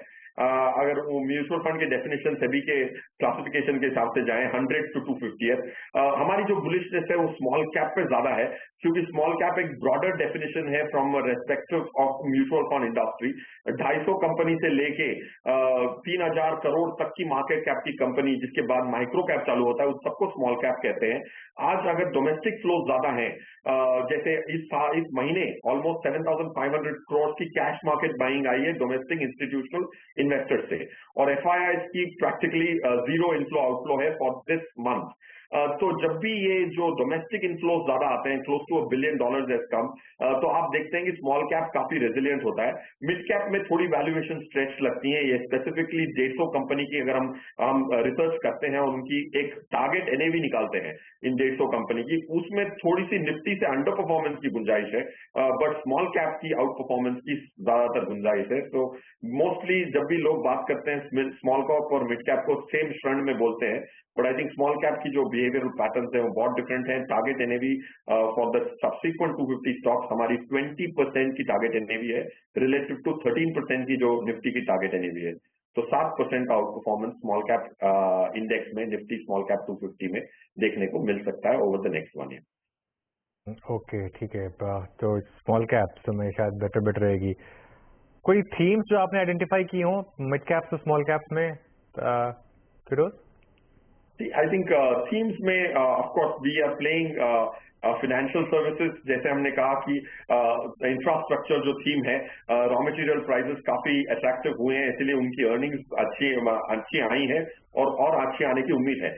सो infrastructure heavy weight, IT heavy weight and consumers heavy weight, इन सबकी कॉम्बिनेशन ऑफ कोर्स एक थीम नहीं बनते, बिकॉज एक तो ग्लोबल सेक्टर है, दूसरा डोमेस्टिक सेक्टर है। तो जहां भी इसकी वेटेजेस ज्यादा होंगे as a portfolio constituent Nifty से, एक्टिव वेट जिसको हम कहते हैं, निफ्टी में जो भी इनकी वेट्स है उनसे अगर 5% की ज्यादा वेट्स इन सेक्टर्स में होंगी तो आउट परफॉर्मेंस करने की गुंजाइश है। बहुत बहुत शुक्रिया हमारे लिए समय निकालने के लिए, और आगे आपसे और भी डिटेल में बातचीत जारी रहेगी। तो फिरोज बेसिकली कह रहे हैं कि मार्केट में एक अपॉर्चुनिटी ऑफ कोर्स इनको टेक्नोलॉजी और कंजम्पशन में दिखाई दे रही है, लेकिन जो आउट परफॉर्मेंस की क्षमता है रफली यहाँ से करीब 7% के और गेन तो small cap micro cap space से आने की पूरी क्षमता इस समय बाजार दिखा रहा है। और यहीं पर आप ध्यान दीजिएगा, भले ही इंडेक्स एक स्टिकी जोन में है, एक 150-200 पॉइंट के दायरे में ट्रेड करता हुआ दिखाई दे रहा है। मिड कैप्स और स्मॉल कैप्स हमने देखा एक बहुत तगड़ा मूव साफ नजर आ रहा है। बहरहाल इंडेक्स आपकी स्क्रीन पर लेकर आते हैं, 19,400 के आसपास ही ट्रेड बनता दिखाई दे रहा है। 85 अंकों की बढ़त, 44,100 का हाई जो बना था उसके पार हम नहीं निकल पा रहे हैं। इनफैक्ट 200 के ऊपर ही, जैसे अनुज मेंशन कर रहे थे, नई तेजी आएगी, उससे पहले नहीं, और ठीक हम 100 के आसपास से थोड़ा सा करेक्ट होके 44,020 के करीब ट्रेड करते हुए दिखाई दे रहे हैं। बस एक इशू आएगा हर्षिता, जो बिल्कुल आपने बोला भी, आज यूएस मार्केट फ्यूचर्स ऊपर है, तो कल अगर पता नहीं मुझे गैप अप मिलेगा या नहीं मिलेगा, मेरे ख्याल से अगर आप एक अग्रेसिव ट्रेडर है, बहुत अग्रेसिव ट्रेडर है, तो एक बैंक निफ्टी में, क्योंकि कल ट्यूसडे फिन निफ्टी की एक्सपायरी है और पिछले कुछ ट्यूसडे हमारे लिए कुछ खास अच्छे रहे नहीं है। अगर आप एक बहुत अग्रेसिव ट्रेडर हैं तो मेरे ख्याल से 44,200 के स्टॉप के साथ एक शॉर्ट ट्रेड आप ट्राई कर सकते हैं। अब ऑब्वियसली आप वो फ्यूचर्स के थ्रू नहीं कर सकते क्योंकि एक बड़े गैप अप का रिस्क रहता है। तो मेरे ख्याल से एक पुट ऑप्शंस के थ्रू ना आप बैंक निफ्टी में अब एक शॉर्ट ट्रेड ट्राई कर सकते हैं, क्योंकि आज अगेन मार्केट ने फिर बता दिया आपको कि 44,200 मतलब 44,100 44,200 क्रॉस होना थोड़ा टफ रहेगा। अच्छा, एक बार कोटक भी देखिए, वापस हायर लेवल से फिर घूम गया कोटक, वो थोड़ा सा एक इशू है। तो मुझे लग रहा है कि ये शायद वापस एक रिवर्सल के साइन है बैंक निफ्टी में, लेकिन कल इसकी शायद हमको एक कंफर्मेशन मिलेगा क्योंकि कल ऑफ कोर्स वो निफ्टी फाइनेंशियल सर्विसेज की एक्सपायरी। अच्छा, इस बीच डाउ फ्यूचर्स आपके सामने 100 पॉइंट ऊपर, नैस्डैक फ्यूचर्स में 90 अंकों की बढ़त देखने को मिल रही है। एक पॉकेट ऑफ स्ट्रेंथ था, एक स्टॉक आपकी स्क्रीन पर लेकर आते हैं, फिर BTST STBT ट्रेड लेना शुरू करते हैं। दिखाइएगा प्लीज टाटा पावर के शेयर को। आज सुबह में हम NTPC पावर ग्रिड जैसे स्टॉक्स की बात कर भी रहे थे और पावर में हमने देखा है अच्छा खासा रुझान खरीदारी का बना है। ये स्टॉक आपके सामने 4.25% की तेजी में इस समय कर रहा है कारोबार। मानस, एक बार जायजा लेंगे प्लीज 240 के लेवल्स पर ये अचानक जो स्पर्ट आया है और अच्छे वॉल्यूम्स के साथ दरअसल यहाँ पर तेजी बनी है। देखिए, मैंने BTST के लिए शॉर्टलिस्ट किया था, मैंने अपने क्लाइंट्स को भी BTST रिकमेंड किया है टाटा पावर। देखिए, करेक्शन आई थिंक जो कंसोलिडेशन कह लीजिए या एक छोटा सा करेक्शन कह लीजिए, वो अब आज के कैंडल को देख के लग रहा है कि वो अब कंप्लीट हो गया है और यहाँ से एक नया मूव शुरू होगा जिसमें शायद जो पिछला हाई 245 का है वो भी स्टॉक ब्रीच कर सकता है। अब मेरा कैलकुलेशन ये है कि करीब 250 तक के भाव आपको देखने को मिल सकते हैं। तो टाटा पावर में करंट लेवल्स पे खरीदारी करनी चाहिए। स्टॉप लॉसेस 235 रुपए के नीचे रहेंगे और टारगेट 250 के रहेंगे। ऑप्शन में भी आप ट्रेड ले सकते हैं, at the money call option ले लीजिए, 240 वाला कॉल ऑप्शन 5 रुपए पे ट्रेड हो रहा है, 2 रुपए 30 पैसे के स्टॉप लॉस से 10 रुपए के टारगेट के लिए इस ऑप्शन में भी खरीदारी करनी चाहिए। ओके, इस बीच दो स्टॉक्स जो कि अच्छे लग रहे हैं और अपने स्ट्रेंथ को रिगेन करें, दैट्स इन्फोसिस लेके आएंगे। इन्फोसिस 2 दिन के डिप में, 2 दिन पहले काफी स्ट्रांग भी था, अपने 200 डे एक्सपेंशन उसने सरेंडर कर दिया था और आज एक बार फिर से उसको रिगेन करता है 1406। अमित, आपका व्यू इन्फोसिस पे 2 दिन की लास्ट कैंडल्स के लगभग 60% डैमेज को, ये फिर से डैमेज को कंट्रोल हो चुका है। 200 डे एग्जैक्टली आपके स्क्रीन पर है, आपका व्यू क्या रहेगा यहाँ पर? अभी पॉजिटिव बायस ही रहेगा वीरेंद्र जी। 1380 1390 के इसका कंसोलिडेशन जोन था, स्टॉक ने उसको गैप अप करके क्रॉस किया 4-5 दिन पहले, फिर एक पुल बैक करके वहीं कंसोलिडेट किया। तो मुझे लगता है 1380 1390 नियर टर्म में होल्ड करेगा। लॉन्ग की सलाह है, टारगेट्स लगभग 1430 के रहेंगे और स्टॉप लॉस रखेंगे लगभग 1385 पर। ओके, चलिए अब एक काम करते हैं, BTST और STBT कॉल्स लेना शुरू करते हैं। शिल्पा जी, क्या ट्रेड होगी आपकी? जी, मेरा बाय रहेगा लॉरस लैब में as BTST। Laurus lab futures अभी 389 पे ट्रेड कर रहा है। 386 का स्टॉप लॉस मेंटेन कीजिए और टारगेट का 400 and 405। ओके, तो लॉरस लैब एक बाय साइड का ट्रेड। राजेश पालवे, आपका ट्रेड? तो हर्षा जी, डॉक्टर रेड्डी यहाँ पे रहेगा। BTST trade stock day high की तरफ आते हुए दिख रहा है और अगर हम देखें तो स्टॉक में जिस तरीके से डे 2 से एक अच्छा बाइंग इंटरेस्ट बना है, ये स्टॉक में हमें लग रहा है एक्सटेंड होते हुए दिखेगा। अपने अपसाइड के टारगेट हम प्रोजेक्ट करें 6020 6040 तक के, स्टॉप लॉस रखना होगा करीब 5890 के आसपास का। ओके डॉक्टर रेड्डी, अभी मैं देख ही रहा था इस स्टॉक को बहुत अच्छे क्लोज की तरफ बढ़ता हुआ। खैर, डिटेल डिस्कशन बाद में करेंगे, लेकिन ये कॉल आपके स्क्रीन पे है। अमित जी, आप क्या पिक करेंगे कल के लिए? इसी के साथ जाना चाहूंगा जिसकी हम बात कर रहे थे। अब उसमें 3:15 बजे आज के पुल बैक में वॉल्यूम का भी अच्छा खासा कंफर्मेशन आ गया है।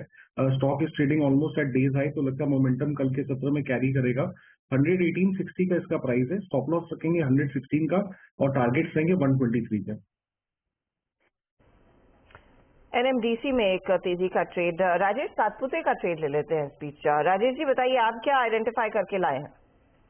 अच्छा, तो जी देखिए, मैं टाइटन को ही लेके जाऊंगा। टाइटन में मुझे लगता है कि जो दिन में जो कंसोलिडेशन हुआ है और कंसोलिडेशन के बाद अगर आप फिलहाल अगर आप इसका प्राइस देखें तो दिन के हाईएस्ट लेवल पे खड़ा है। तो आई थिंक दैट कंसोलिडेशन जो हम एक्सपेक्ट कर रहे थे दैट सीम्स ओवर। तो टाइटन जो टारगेट हमने सेट किया है वो 3150 का रहेगा, स्टॉप लॉस होगा 3050 का। ओके, मानस, आप हालांकि एक स्टॉक की बात कर चुके हैं, कोई और आपके ध्यान में इस समय BTST STBT के लिए? देखिए प्रेफरेंस तो टाटा पावर पे ही रहेगी, लेकिन अगर टाटा पावर के अलावा कुछ और BTSC की तरह लेके जाना होगा तो GMR इंफ्रा के पैटर्न अगर आप देखेंगे तो एक क्लासिक फ्लैट पैटर्न का ब्रेकआउट देखने को मिला है, वहां पर वॉल्यूम देखने को मिले हैं। तो GMR इंफ्रा के फ्यूचर में आप खरीदारी करके जा सकते हैं। 5530 के स्टॉप लॉस 5530 के प्राइस चल रहे हैं।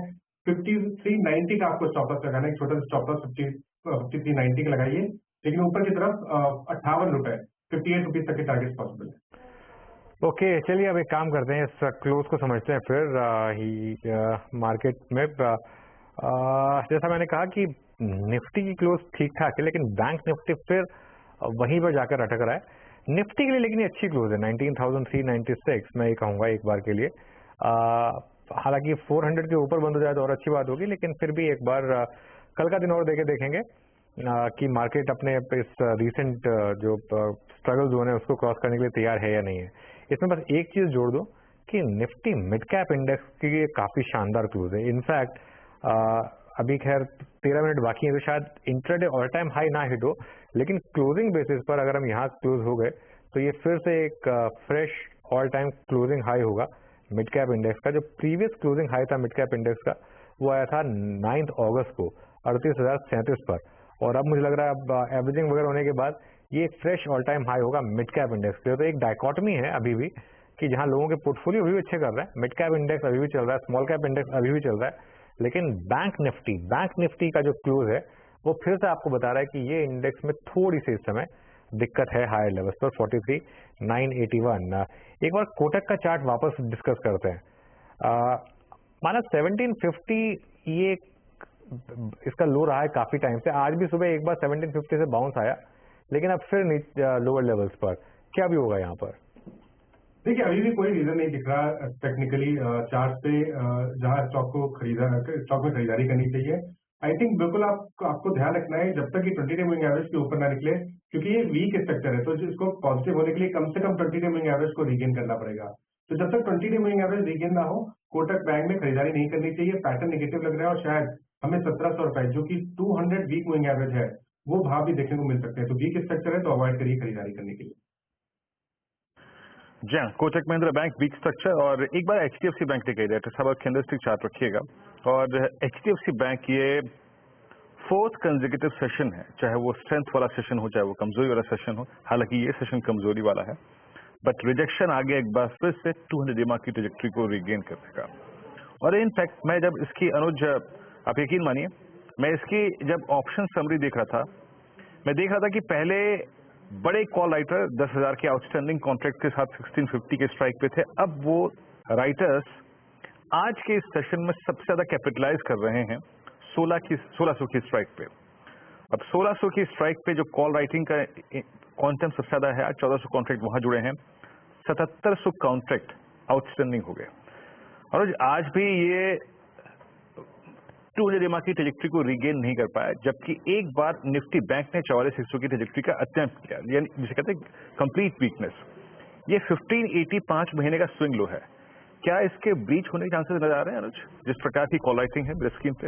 हाँ वीरू बिल्कुल। और इनफैक्ट एक और चीज इसमें मैं जोड़ देता हूँ, जो 50 मंथ मूविंग एवरेज है इसका, और 20 वो करीब 1600 पे था, आज हम उसके नीचे आए हैं। लास्ट टाइम ये जो स्टॉक ने जो एक सिग्निफिकेंट बॉटम बनाया था वो 200 वीक मूविंग एवरेज पे बनाया था इसने, जो इसने जून 2022 में बनाया था।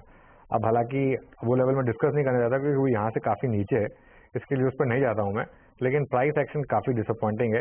इसमें एक चीज हो सकती है बस, 13 मार्च 2023 को जो इसने एक लो लगाया था स्टॉक ने, वो करीब था 1544 1545 के करीब।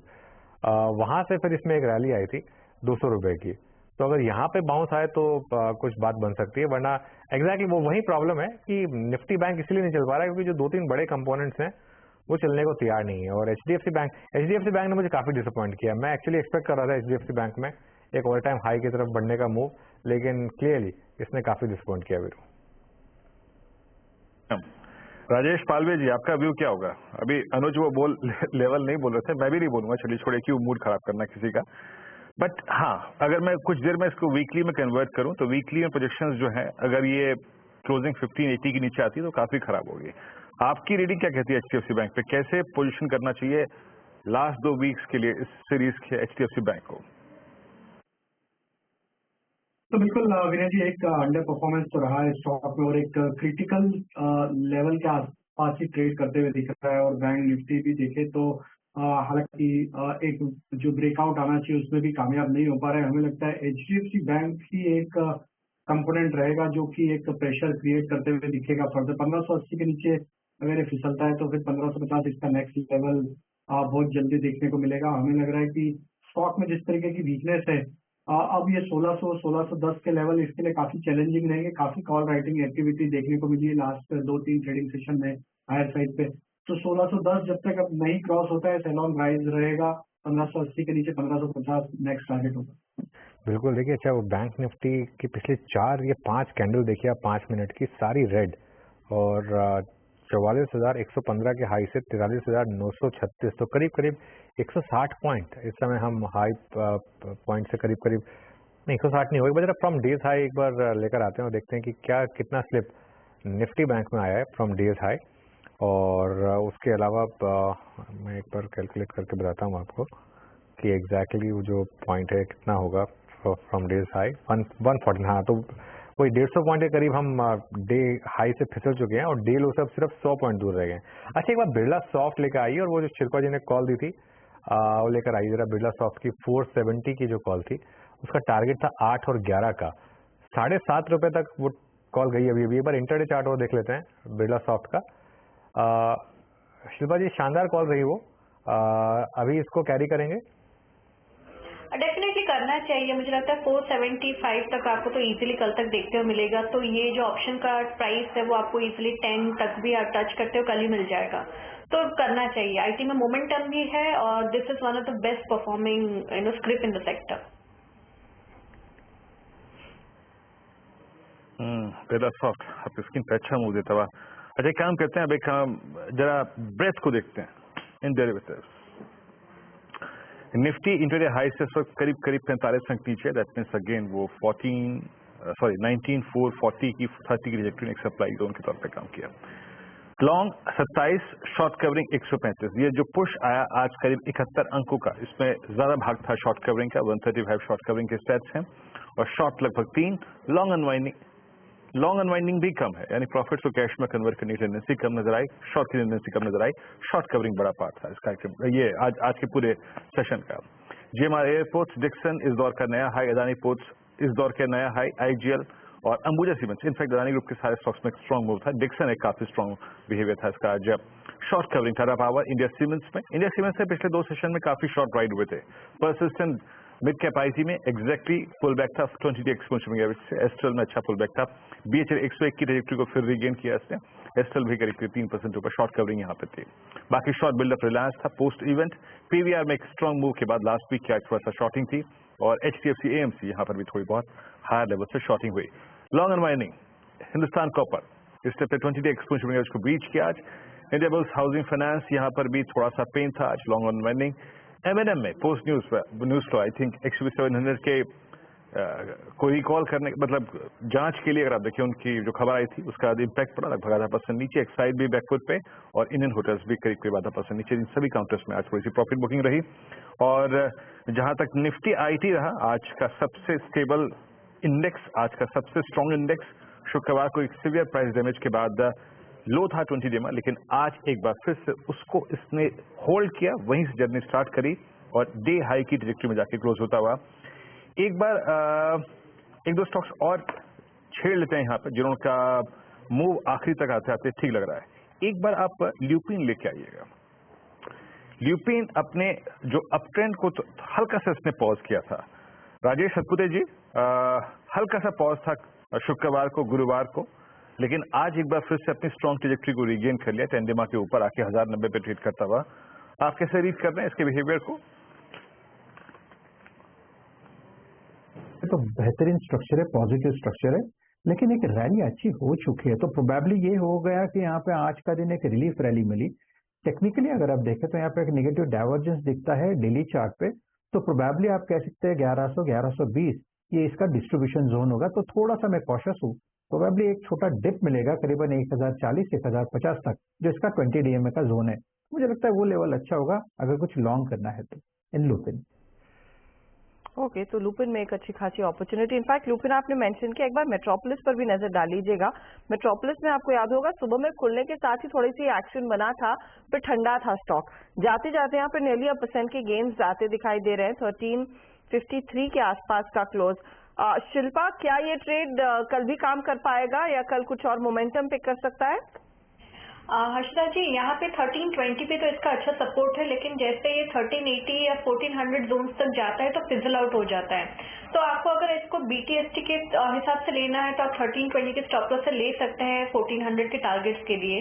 1400 के ऊपर सस्टेन करेगा देन ओनली एक मेजर अपसाइड अप खुलेगा, नहीं तो it is always fizzling out during those zones. Okay, देखिए क्लोज में थोड़ी सी गड़बड़ हुई वापस, और इवन निफ्टी भी 19400 के ऊपर बंद नहीं हो पाया, लेकिन ठीक है। अदरवाइज मार्केट ठीक ठाक था। सीमेंट में अच्छी तेजी हुई, Ramco cement by the end काफी अच्छा मूव दिखाकर बंद हुआ। इन्फोसिस में अच्छी तेजी हुई, ITC में अच्छी तेजी हुई। ये स्टॉक थे जहां पर अच्छे मूव थे, लेकिन वॉल पर चलते हैं और इस क्लोजिंग को समझ लेते हैं। आज तक जी हाँ, शाई ऑफ 19400 इंडेक्स जाकर टिक रहा है। हालांकि आज हमने देखा था 19400 के ऊपर थोड़ा सा कंफर्टेबल दिखा था। आखिरी आधे घंटे में हल्की सी मुनाफा वसूली आई, लेकिन 75 पॉइंट के गेंस पर ये इंडेक्स जाकर टिकने में कामयाब है। निफ्टी बैंक 44,100 तक का हाई और उसके बियॉन्ड के जो लेवल्स देखे गए थे वहां होल्ड नहीं कर पाया, लेकिन आइदर वे 100 पॉइंट के गेंस पर ये जाकर टिक रहा है। आज तेजी का जो मूड बना है उसमें टेक्नोलॉजी कंपनियों का एक अच्छा खासा हाथ रहा है। निफ्टी IT गौर करिएगा, फ्राइडे थोड़ा सा पुल बैक दिखाने के बाद आज अच्छी तेजी में करीब 334 अंकों का इजाफा दरअसल निफ्टी IT ने अपने नाम किया। इनफैक्ट आज पावर इंडेक्स में भी हमने देखा है खरीदारी बनती दिखाई दी थी, तो ये एक और पॉकेट ऑफ स्ट्रेंथ रहा है जहां पर टाटा पावर, पावर ग्रिड जैसे काउंटर्स, NTPC जैसे काउंटर्स में कुछ खरीदारी के अंश बनते दिखाई दिए। मेटल एक पॉकेट था जहां पर हम सुबह में मेंशन कर रहे थे कि खरीदारी आ सकती है। जिस तरह से चाइना अपने लोन प्राइम रेट में करीब 10 बेसिस पॉइंट की कटौती लेकर आया, इंडेक्स यहाँ पर करीब 1% भागा है। हिंडाल्को, NMDC जैसे ट्रेड्स, टाटा स्टील, JSPL जैसे ट्रेड्स में हमने देखा थोड़ा सा इंटरेस्ट बनता दिखाई दिया। लेकिन आज टाइटन आपके लिए रेडार पर लेकर आएंगे। टाइटन एक स्टॉक था जहां पर एक बड़ी डेवलपमेंट उभर कर आई। कंपनी ने ऑफकोर्स जो रेसिडुअल स्टेक था कैरेट लेन में 27% का वो खरीदा है। 4200 करोड़ का ये सौदा होता हुआ दिखाई दिया। स्टॉक फाइनल क्लोज करीब 1% पॉजिटिव दिखा रहा है। साथ ही साथ रिलायंस इंडस्ट्रीज और आज जिसने अपना डेब्यू किया है जियो फाइनेंशियल सर्विसेज, वो भी आपकी स्क्रीन पर लेकर आएंगे। RIL थोड़े से बैकफुट पर करीब 1.5% की गिरावट पर जाकर टिक रहा है। जियो फाइनेंशियल प्राइस डिस्कवरी के जो लेवल था 262 उसी के आसपास लिस्टिंग हुई, लेकिन यहाँ पर करीब हमने देखा है 5% का लोअर सर्किट लगता हुआ दिखाई दिया। कुछ और स्टॉक्स आपके लिए रेडार पर लेकर आते हैं। बजाज फाइनेंस देखिए, जियो फाइनेंशियल के साथ जोड़कर ही इस ट्रेड को भी देखा जा रहा था और उस स्टॉक में हमने देखा एक अच्छा खासा मोमेंटम बनता दिखाई दिया और अदानी ग्रुप के शेयर थे जो आज फिर फोरफ्रंट पर रहे। चाहे वो पावर हो, पोर्ट हो, एंटरप्राइजेस हो, इन सब में तेजी की पोजीशंस बनती दिखाई दी है। चलिए आपके लेकर आते हैं हीट मैप जो आपको एक साफ तस्वीर दिखाएगा कि किन दिग्गजों में तेजी बनी और किसने दरअसल मार्केट को नीचे खींचा। तो तेजी की तरफ जैसे मैं मेंशन कर रही थी, अदानी ग्रुप कंपनियां, पोर्ट और एंटरप्राइजेस में तेजी रही है। Bajaj finance top traded counters में शामिल। बैंकों में अगर आप गौर करें तो इंडसइंड बैंक 2% के गेंस पर जाकर टिका है। ITC का हाथ आज भारती में तेजी बनी, 871 के लेवल पर ये जाकर टिका है। और IT काउंटर्स में आप ध्यान दीजिएगा, LTI, माइंड्री, इन्फोसिस जैसे ट्रेड्स, TCS जैसे ट्रेड से, HCL टेक जैसे ट्रेड से जहां पर खरीदारी के सौदे बनते दिखाई दिए। रिलायंस एक बैकफुट पर, M&M ने यहां पर 2 व्हीकल्स में जो रिकॉल किया है उसके बाद हमने देखा 1% का ड्रैग बनता दिखाई दिया। HDFC बैंक, SBI का भी ज्यादा साथ आज मार्केट को मिला नहीं है तेजी की तरफ। कुल मिलाकर एक ठीक सत्र आप कह सकते हैं इंडेक्स के लिए। सोमवार का दिन और 19,379 के आसपास ये क्लोज दरअसल आ रहा है। 70 अंकों की बढ़त पर हम जाकर टिक रहे हैं। चलिए फटाफट से आपके लेकर आते हैं सीधा सौदा का अपडेट। जो आज नीरज और सुमित के बीच का मुकाबला था, टॉप परफॉर्मर्स कौन से थे? तो पेटीएम में बिकवाली रहेगी जियो फाइनेंशियल की लिस्टिंग के बाद, ये अंदाजा सुमित ने लगाया। वो स्टॉक 3% नीचे। अपार इंडस्ट्रीज, AB फैशन, दीप इंडस्ट्रीज, ये दूसरे काउंटर्स थे जो तेजी की तरफ बनते दिखाई दिए हैं। नीरज ने जो स्टॉक्स चुने हैं उसमें KC international, GMR airport, PNB housing और IGL जैसे स्टॉक शामिल थे, जहां पर एक मोमेंटम बढ़त की तरफ रहा। बिल्कुल, लेकिन क्लोज मैं कहूँगा थोड़ी सी खराब रही, इसमें कोई डाउट नहीं है कि क्लोज थोड़ी सी खराब रही। कल रिविजिट करेंगे इसको, खासतौर से बैंक निफ्टी 43,961 पर, तो फिर से रेजिस्टेंस पर जाकर निफ्टी और बैंक निफ्टी दोनों। आज एक चीज जो क्लियर हुई, सपोर्ट 1 और रेजिस्टेंस 1 दोनों ने काम किया। तो सपोर्ट 1 से शायद लॉन्ग और रेजिस्टेंस 1 से शायद शॉर्ट, दोनों ट्रेड एग्जीक्यूट हुई। कल देखते हैं मार्केट किस तरीके से मूड बनाएगा, क्योंकि कल फिर निफ्टी की एक्सपायरी भी है वीरो। जी हाँ, बिल्कुल। आज दायरे में अब मंगलवार से क्या है उम्मीद, सारा कयास सुबह सुबह लगाएंगे 6:57 पर पहले मॉर्निंग कॉल में। मैं, हर्षदा, आशीष, नीरज जी और अनुज, और उसके बाद 7:57 पे मुनाफे की तैयारी। तब तक के लिए